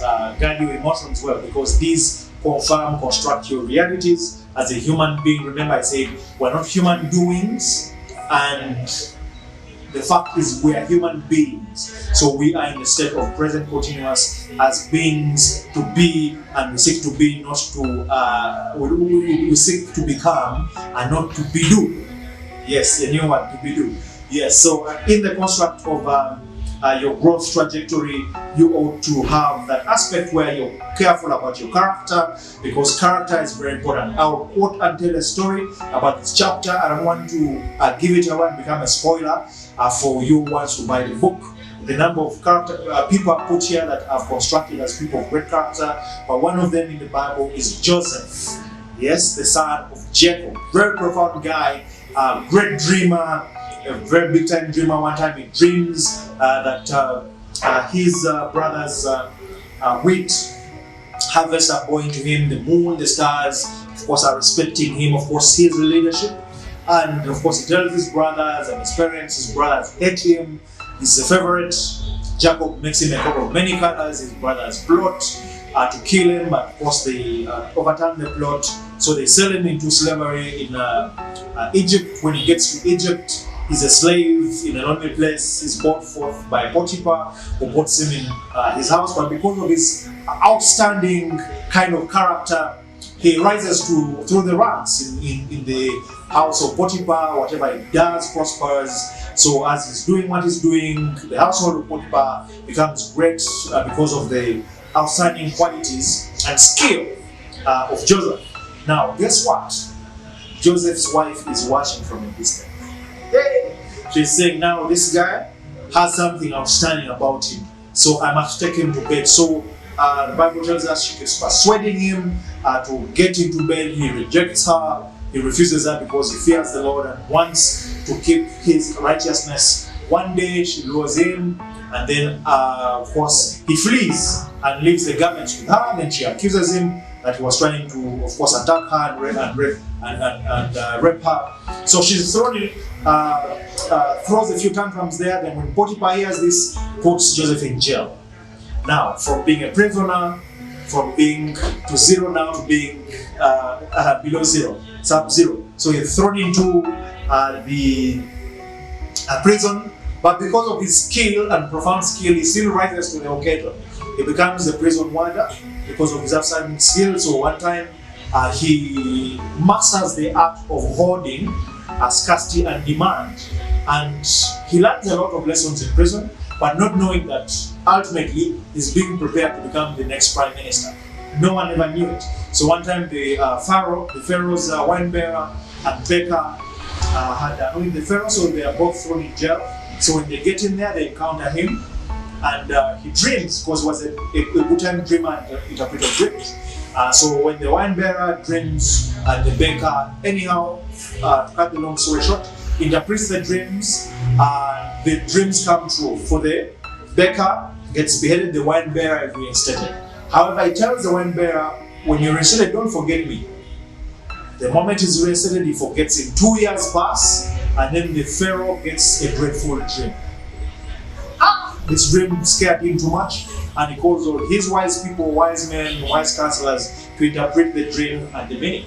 And no one could give him an answer until everyone had got their choice and got their chance and got their cherish. Is when this wine bearer remembers, wow, when I was in prison, there was a man I encountered called Joseph who interpreted the dreams. So he tells the Pharaoh, and the Pharaoh summons Joseph. Joseph interprets the dream. Long story short, tells the Pharaoh, put an able-minded person in charge of your kingdom, because there's 7 years of famine that are coming, and there's going to be fast before the famine, 7 years of plenty. The Pharaoh looks no further, appoints Joseph the vizier. Now, exactly then and then is where the outstanding qualities of Joseph come out. Remember, I was outstanding at dreams, interpretation, and visions. But then, when he gets into the office of the prime minister, is when he became profoundly impactful. When he's put in charge, scripture says he hoards a lot of wheat because there was buffer plenty in Egypt. And he makes silos and creates a lot of stores for wheat, because remember, the famine was going to come after 7 years. Guess what? After the 7 years, true, it so happens that the famine comes, and his brothers who had sold him into slavery come looking for food, because Egypt then was the only place where there was plenty and he could buy. When he encounters his brothers, because of his character, number one, when he gets on the seat, he does not seek revenge. He doesn't seek revenge because he could have revenge on Potiphar's wife, who had falsely accused him, but he said, no, I forgive you, I move on. So his brothers came to buy, he tested them to see if their acts were still evil or the way they were. After getting his answers, he reveals himself. But the things Joseph did were mighty great exploits that made him a profound man. And he became the first governor of the World Bank, because, economic theory says scarcity and demand. He learned these lessons in prison, because in prison there's scarcity.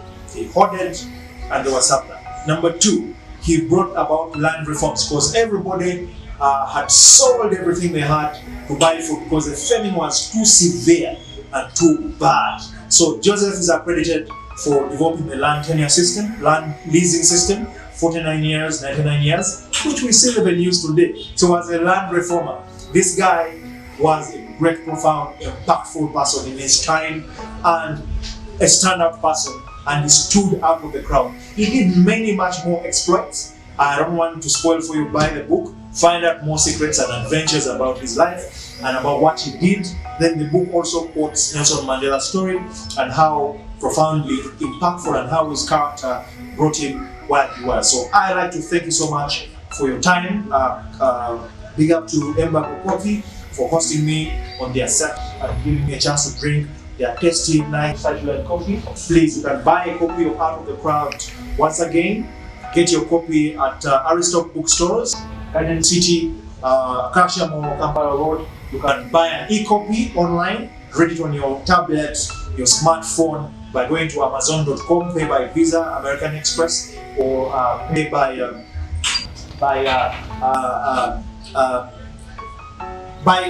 online means. You can even pay by PayPal and buy yourself a copy. Or Barnes & Noble, you can buy a copy on my website, www.mwebesabooks.com, or else you can Google my name, Richard Mwebesa, Out of the Crowd, and you get options where you can buy a copy. This book is very powerful. It has changed lives. I'll just give you a story as I wind up on the review of chapter number 3. It's taken me places. This book has got me nominated and actually won the top 40 under 40 2021 male or men.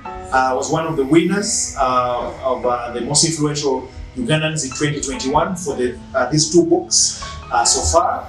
But very powerful book. It has helped many transform their lives. There are about 5 stories that are impactful, that broke my heart, but actually I'm so glad that I wrote this book, because writing is not a walk in the park. It's not something simple. It's not easy. There's a lot of sacrifice, there's a lot of time that you do back and forth with editors, but I'm glad I released this book. The first story is from a friend. I haven't mentioned the name. He was attacked by goons and left almost dead. He underwent brain surgery and survived. So when he was recovering in the hospital, he got a copy of this book, read it and said, "Richard, thank you for writing this book. It has changed my life because it gave me hope and enabled me start anew." Actually, it inspired him to start his segment, and now he's online as well, doing massive work and chasing his dream.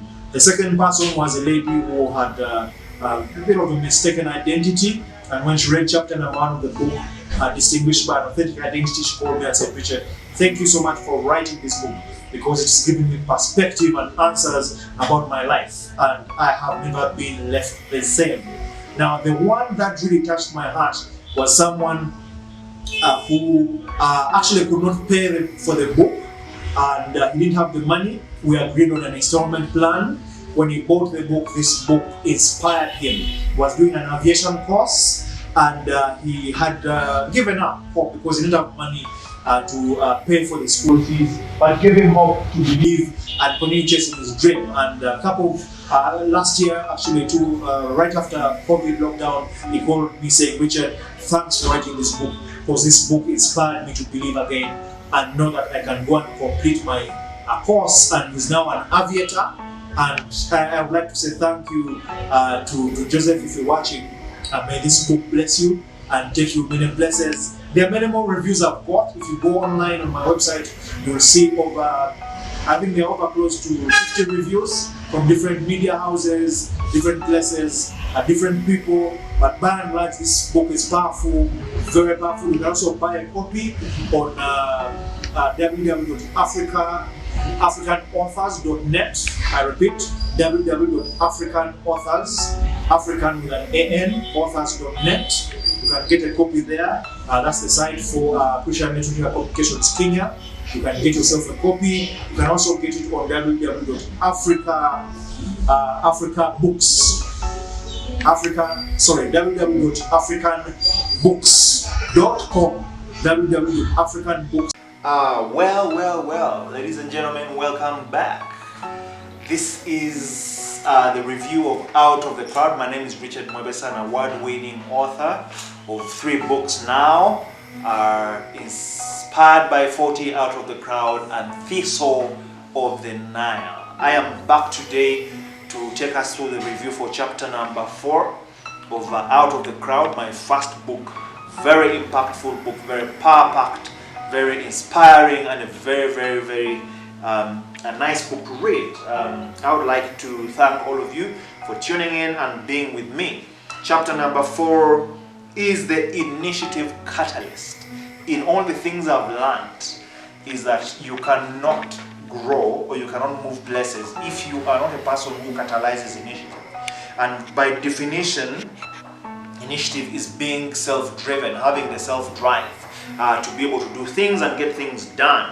I will start by quoting Steve Jobs, of course, the inventor, a very inspiring guy, very innovative person, the founder of Apple. He says, "Don't let the noise of others' opinion drown your own inner voice." That is a quote. I love quotes. Inspired by 40, my second book is a book of quotes. So I love quotes so much because they're easy to remember and they are quite impactful. I will tell you a story. Number 1. One time at home, I grew up in Entebbe. Those of you who know a place called Chitasa, just right about the airport road. I grew up right about there. So one time we forgot the taps on one night when water had gone. So what happens in the night? The water comes back and the house floods. So when the house flooded, when we woke up, we found that our feet were actually immersed in water, and we knew that we were going to get in trouble. And the key reason here was who left the taps on unlocked, because water had gone. So we didn't know, we forgot to lock the taps. So it was flooded. So what we did was to take immediate initiative. And the initiative we took immediately before our dad woke up, we knew that if he woke up and found the house was flooded, we would be in big trouble. So we took the initiative and cleaned. So when he woke up and found that we had cleaned, sparkling clean the entire house, he wondered and asked what's going on, and we told him it was general cleaning day. Now, in my childhood, we had general cleaning days. I guess once maybe in 3 months, once in 6 months, where you do general cleaning. You clean everything, you take out the furniture, take out everything, clean all the rooms, dust the rooms, spray the house. So that general cleaning day was once in a while. So that day we were served by our initiative. Let me tell you, in your journey to standing out of the crowd, you cannot go far if you're not a person who has initiative. I'm enjoying myself today. I have a couple of books I've been referring. I'm doing some research for some work and some projects I've been doing. Of course, I have a thesaurus here, which also is, of course, an English dictionary Collins. I'm also looking at some work.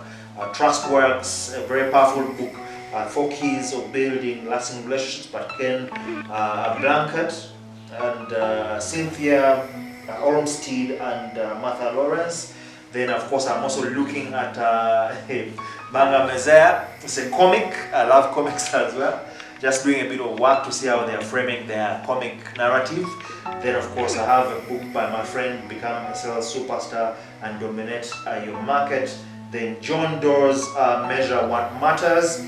Then I love this book, powerful book. Wow, this book has sparked me today. Wow, wow, wow. By Chris Bishop, Africa's Billionaires.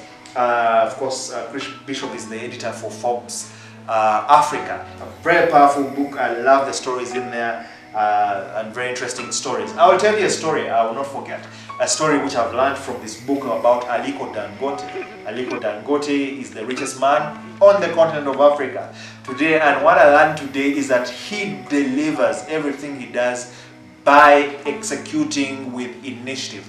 His initiative is catalyzed. So when I read it, I said, wow, wow, wow. I know, of course, it's not read out of the crowd, it's not read my book, but I mean, these are success stories. I mean, key fundamentals that the successful have used, and they've helped them. And as I was doing research, of course, his story is not in my book, but I was so impressed because what I found out from all the 100 people I've researched about initiatives, initiatives heartbeat, he actually implements it, and it's not a surprise to find that he's very successful because he's executed what he does with the initiative.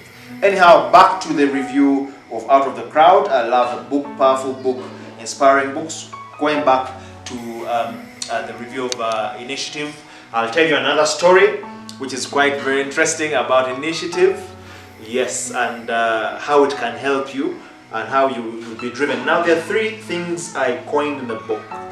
I said, with initiative, you must be a person who is able to time levitate.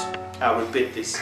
If you're to become an initiative catalyst, you have to be a person who time levitates. So what does time levitating mean? There are 3 things in there. If you want to levitate your time, because everyone under the sun is given 24 hours, we all have 24 hours. No one has 26 or 27 hours. A day has 24 hours. It is how you use your day. Yeah?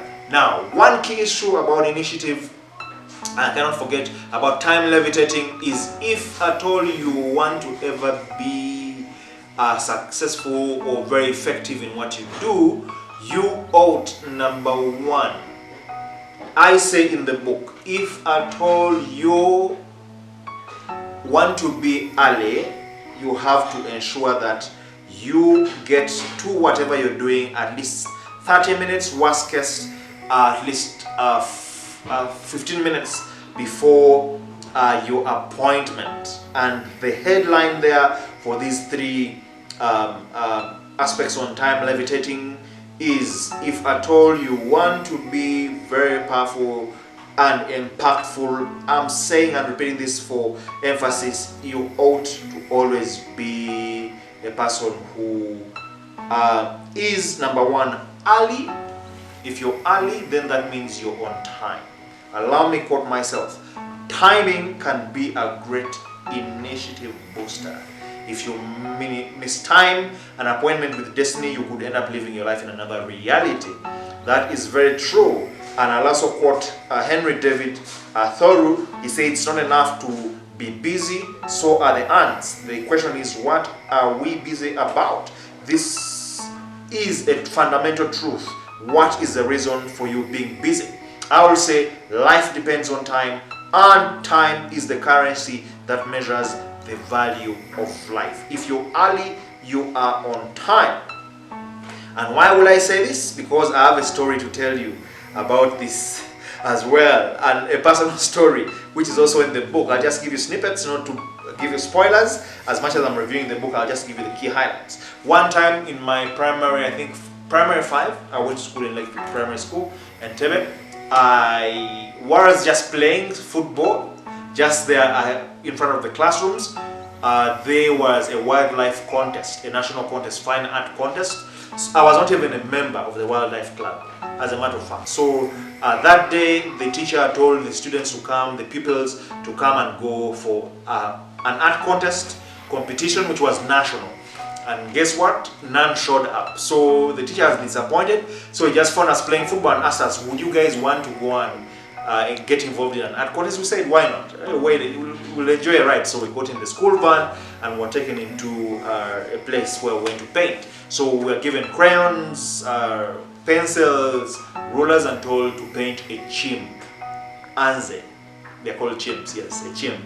So guess what? I just got my crayons. I not had any schooling or training in art, and I drew away. 3 months after, my headmaster calls me, says, who is Richard Mawisa in primary 5? So my class teacher came and called me. I thought I'm in trouble. Going to the staff room, you knew you had made a mistake or you done something bad. So I thought, I'm finished. And the headmaster said, we are calling a special assembly because what you have done, Richard, you have put our school on the map. Guess what? I had won a national fine art contest. Whoa! And I had these words the first time in my life, because I'll never forget them, is that you've put our school on the map. I didn't even understand what that meant, but I remember the word vividly, clearly. He said you put our school on the map. So what is the moral of the story? The people who are meant to go for the contest, who were wildlife members and actually maybe by far better artists than I am, didn't show up that day. But I was there, I was available. And I didn't even know that I could paint, and that I was even good at painting. So I was given a standing ovation at the assembly. They called it a special assembly, I remember, at the school. And then they gave me placards of the chimps. They gave me crayons. They gave me access to wildlife material, study books for a whole year. So I was a national fine art winner, not because I was there, but just because I was just early and I was available at that time. So if you are late, you can miss an appointment with destiny. That's what I say. I say in the book as well, you ought to ensure that you use your time appropriately.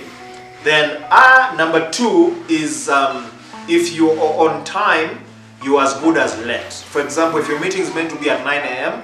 and you show up at 9 sharp, you are as good as late, because something could happen. You may need to prepare, to freshen up before you go for your meeting, or before you compose your thoughts to be able to get into that element. So it is very critical.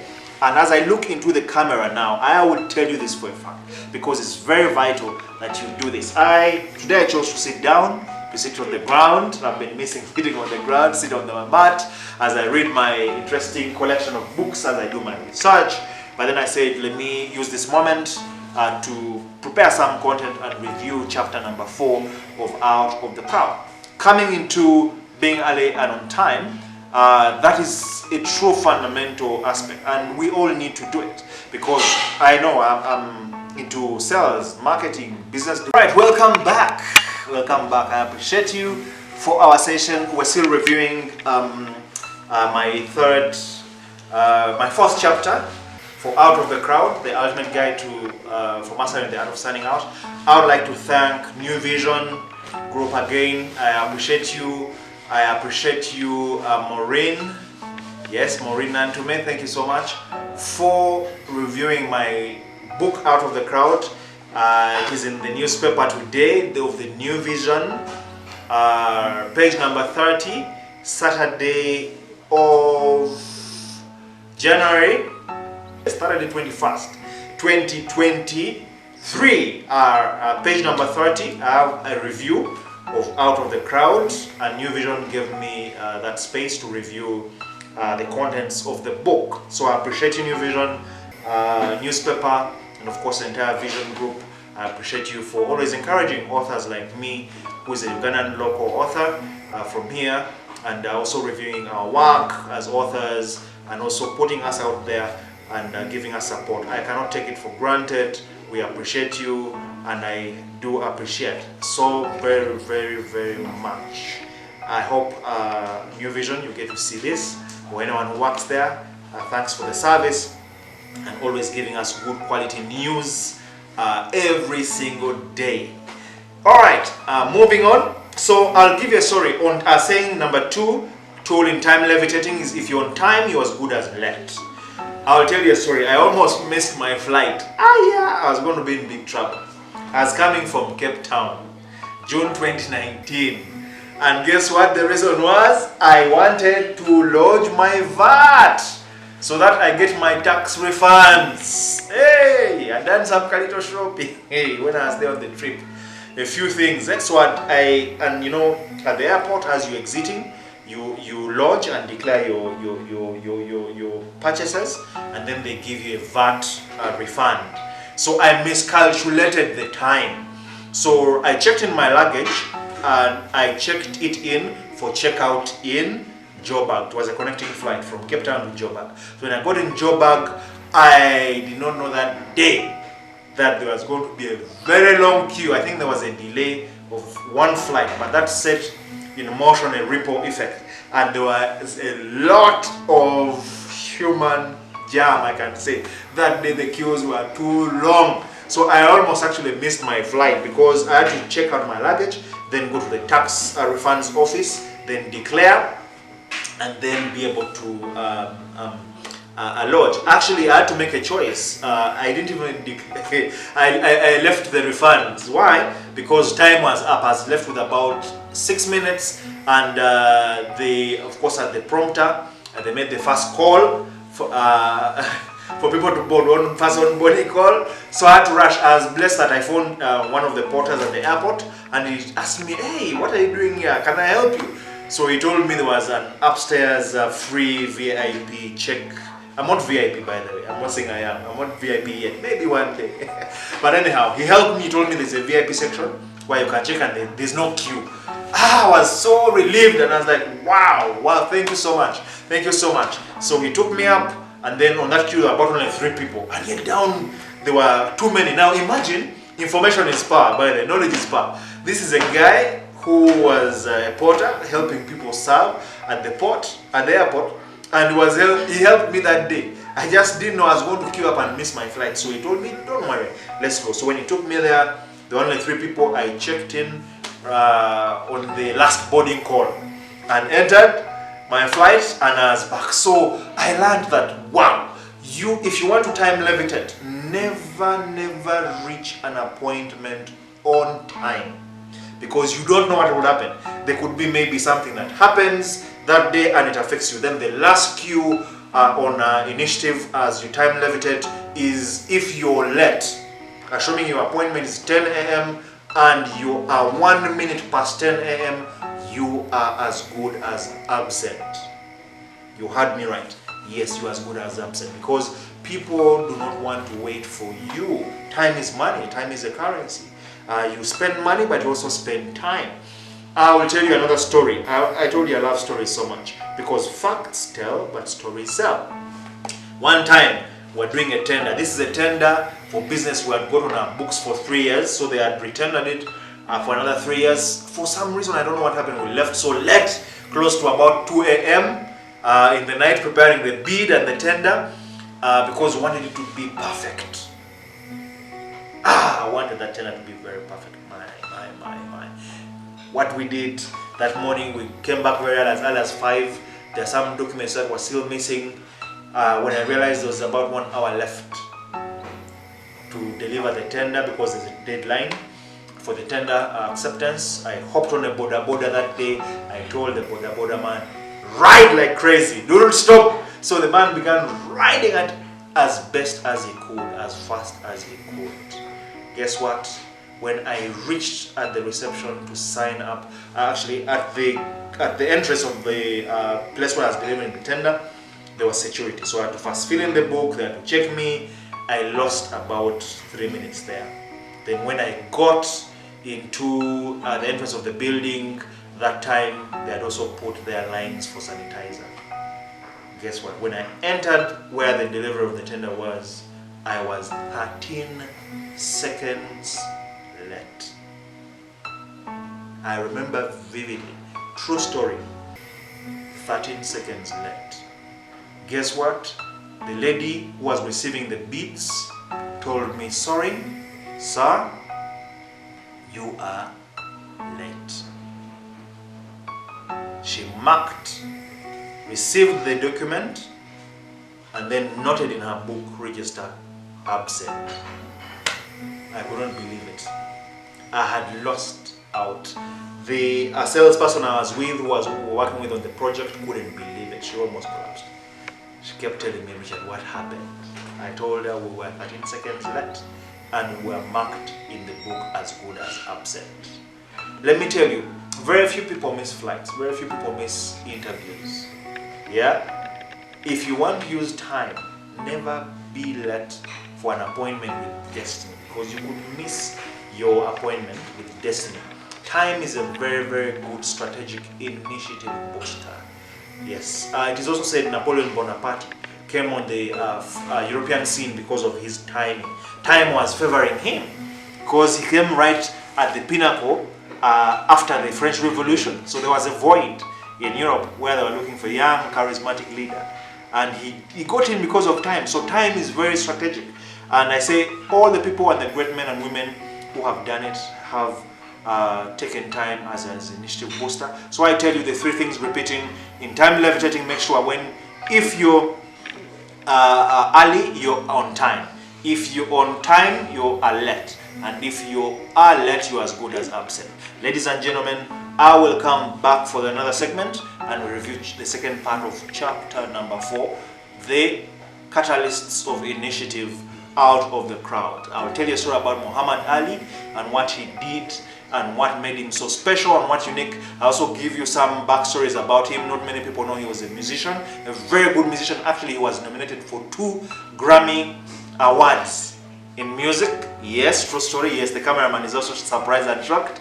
Yes, he was. Actually, Muhammad Ali was also a poet and was actually as good and said that he is one of the people who inspired the development of the hip-hop industry. So he was very, very, very profound and diverse in what he did, but was one of the greatest, and if not the greatest, initiative catalysts. I'll tell you why and his story shortly. See you soon and bye for now. Thank you. Let me just take my water. I'm getting a bit thirsty. I appreciate you all. Welcome back to the second part of review of chapter number 4. Catalyzed by initiative out of the crowd. And I'd like to give you some insights about what is in the book, just a high-level review of that chapter. Prioritize your priorities is what I say. How are you able to prioritize your priorities? People who prioritize their priorities are able to move ahead of the pack and execute, implement, and do things that others imagine and dream about doing. So prioritizing your priorities, I framed an acronym in the book called the DSPR. D stands for dust, sand, pebbles, and rocks. The D is for dust, the S for sand, the pebbles for P, and of course rocks for R.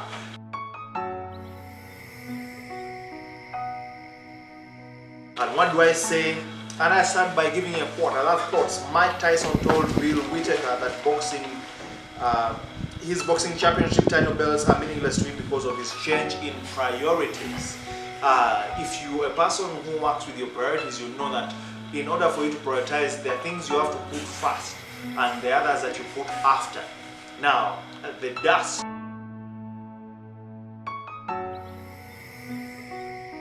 stands for the things that are least of your priority list. The sands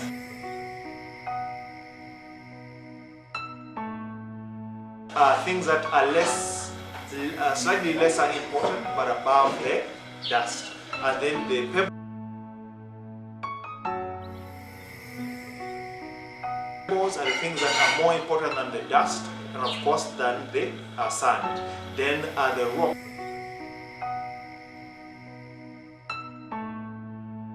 are the most important things. So you need to work out and say, how do you prioritize all your priorities? All these things are your priorities, but what do you put first? Rocks have to always be put first and implemented at the time, so that you will be able to get value out of them. Then the sand has to be put after the pebbles, and the pebbles put after the rocks. But one thing that is critical in this whole initiative game is for you to be able to learn to understand, because sometimes dusts can turn into rocks, and sometimes pebbles can turn into dust. Even rocks at times can turn into dust. For example, I'll give you an example of marriage. I know people who committed to marry. There are people who had many plans before the time of COVID. They were saying 2020, they were calling 2020 a year, and no one knew that COVID was going to happen. So the number of things that they had put as rocks, most important things to happen, but then they changed. I saw many marriages during the time of lockdown because it became cheaper for people to do weddings. They did small lean weddings with little budgets. So the marriage, which was put as a dust because they didn't have resources, then now became a rock. It became very important and urgent for them to implement. So you have to always look out for all your items in your ecosystem, because a dust can turn into a sand can turn into a pebble, and a pebble can turn into a rock.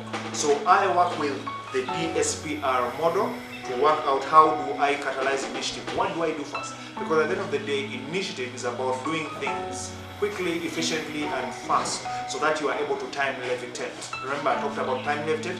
I'll just remind you how to time levitate. Remember, if you are early, you're on time. Then if you're on time, you're as good as late. If you are late, you're as good as absent. So always ensure that you time levitate, because if you manage your time, people always claim I'm busy, I don't have time for this, I don't have time for that. But remember, time is made. That's why they say you manufacture time. It's made.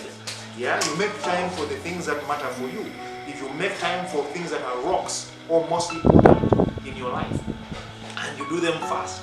Yes, I'm always busy with my work, but if I didn't make time and sacrifice some hours of my sleep, then I would never have written Out of the Crowd. I've never written my second book, Inspired by 40. Then I would never have prioritized and said, let me write Thistle of the Now, my latest book of an anthology of poems. So time is created, is made. My friends were asking me, my colleagues at work, Richard, how did you make the time to write? I told them, my friend, time is made. I had to take 2 hours of my sleep, to take at least 4 hours. Some days I would sleep even for 2 hours a day, because I was making the time to be able to write, because writing is draining. It requires time. It's not a walk in the park. You have to do a lot of homework, you have to do a lot of research.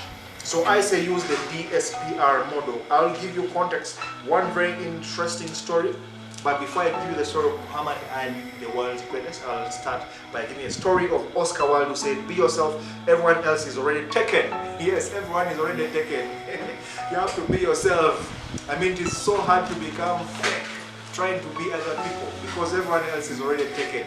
Oh, you ought to be authentic, you ought to be original, you ought to be yourself, and you ought to be a person who delivers value out there in the marketplace, so that you're competitive. Remember I said in chapter number 1 review that the world is competitive. We're over 8 billion people on earth, and today the world, because of globalization, is interconnected. And of course, there are very many things that are happening in the market out there. We've heard of AI, artificial intelligence, yeah, because you can never outcompete a computer or AI. It's going to be more efficient and more effective. But you can beat it. How do you beat it? By becoming a specialist generalist. What I talked about in chapter number 1. Knowing so much more about many things than knowing so much about only one thing. That's who a specialist generalist is. Because a computer can be so efficient at one thing, but it can never be good and better than you if you have multiple skills, multiple ideas, multiple exposures, multiple experiences. You will beat AI. Yeah, because when the time comes, you will be able to do. I say, and I quote myself, the depth you go, the heights you soar. With initiative, you have to go deeper. You dig in deeper in your priorities, your time. What are the things that are taking away your time as a youth, as an investor, as an entrepreneur? What are the things that are taking away your time as a lecturer, as a teacher, as a salesman? What are the things taking out your time as an entrepreneur? You are starting a small business. How are you going to build it? How are you going to grow it? There are things that take your time, your family, of course, your friends. Many of you, even adult education, you're going back to school to better yourself. You need to read in the evening hours, you need to do evening classes, you need to do coursework, you need to do homework. So how do you prioritize your priorities? Now, I'll go in. You have to go deeper. The deeper you go, my boss always says there's no traffic jam in the extra mile. It's not there. You have to be an extra miler, because in the extra mile, people do not go. Few people are trading in the extra mile. There's no traffic jam there. So I would like to tell you, thank you so much for this session. We'll just go into Muhammad Ali's story right when I come back. I thank you so much. My name is Richard Maresa. I'm an award-winning author of the books Out of the Crowd, Inspired by 40, and Peaceful of the Nile. I'll be giving you highlights and a story about one of the greatest, and written about in the book as an initiative catalyst called Muhammad Ali. Muhammad Ali was a professional boxer, actor, activist, philanthropist, poet, writer, and musician. I'll repeat. This guy was a specialist journalist. He was a professional boxer, actor, activist, philanthropist, a poet, writer, and musician. He wrote a number of autobiographies about his life, but most of us know him as the greatest boxer of all time. He accomplished a number of accolades as a musician. Yes, he was nominated twice for 2 Grammy Award nominations in his career for the music he produced, and he's the most celebrated sportsman of the 20th century. He started training as a boxer at the age of 12 years. At 18 years, he won a gold medal in the lightweight in the 1980 Summer Olympics, and this enabled him to enter professional boxing. He won the World Heavyweight Boxing title in 1964 from Sonny Liston at the age of 22. So he was one of the youngest guys at the time to win a heavyweight championship. So Muhammad Ali was a pacesetter, a record breaker, a trendsetter in boxing. He defeated 21 boxers for the world heavyweight title. His 14 fight title fights remain unbroken for 35 years, and he is, of course, recognized as the world's greatest heavyweight boxer by Ring Magazine as a fighter of the year 6 times. He also was ranked as the greatest athlete of the 20th century by Sports Illustrated, and the sports personality of the century by BBC, and the greatest athlete of the 20th century by ESPN's Sports Century. He battled ferocious fighters in the ring, and guess what? He won. He always had a signature statement: float like a butterfly and sting like a bee. He was on point. And because of his poetic prose and his poetry, because poetry is rhythm. I am a poet as well. I just authored a book, an anthology of poems called Feast of the Now, 49 very freshly curated poems. So I know poetry is about rhythm. Yeah, it's about your rhyming. So this gave him pace. It gave him the pace to be able to bounce in the ring. He was resilient. He always did what he did with passion and loved all that he did. And he brought about in this age. He used to run and rave away, speaking words of inspiration. Before his fights, he's always known to have always said he's going to whoop his opponents, and then he's going to beat them and they forget their names. So he was quite hilarious, but he actually did it. His fight with Joe Frazier, dubbed the Thriller in Manila, attracted a lot of attention. But it was his bout with John Foreman in Zaire. Then, now the Democratic Republic of Congo, or DRC, which was dubbed Rambo in the Jungle. Though 2 fights, Thriller in Manila and the Rambo in the Jungle, became signature boxing matches for the 20th century, and they went down as the greatest sports events in the 20th century, and they were watched on television by estimated 1 billion viewers worldwide. Wow, wow, wow. What a massive record of the century now. Muhammad Ali said, and I quote, "I hated every minute of training, but I said, don't quit, suffer now, and live the rest of your life as a champion." He was a very, very, very, very resilient person. He went through agonizing training. His routine was on point. He used to do a lot of sit-ups, he used to do a lot of squats, he used to skip rope. And I think one of the key things that gave him that tenacity and agility and speed in the ring was because he did a lot of rope skipping, and of course he did a lot of training, and this sharpened his charisma, and he did a lot of pushing the limits. He pushed limits, he pushed a lot in training, and he pushed himself. He said, "I hated training." What did he do? He dug deeper during his training routines, and he knew in his heart that he was the world's greatest, and he affirmed, he declared it and confessed it by his tongue.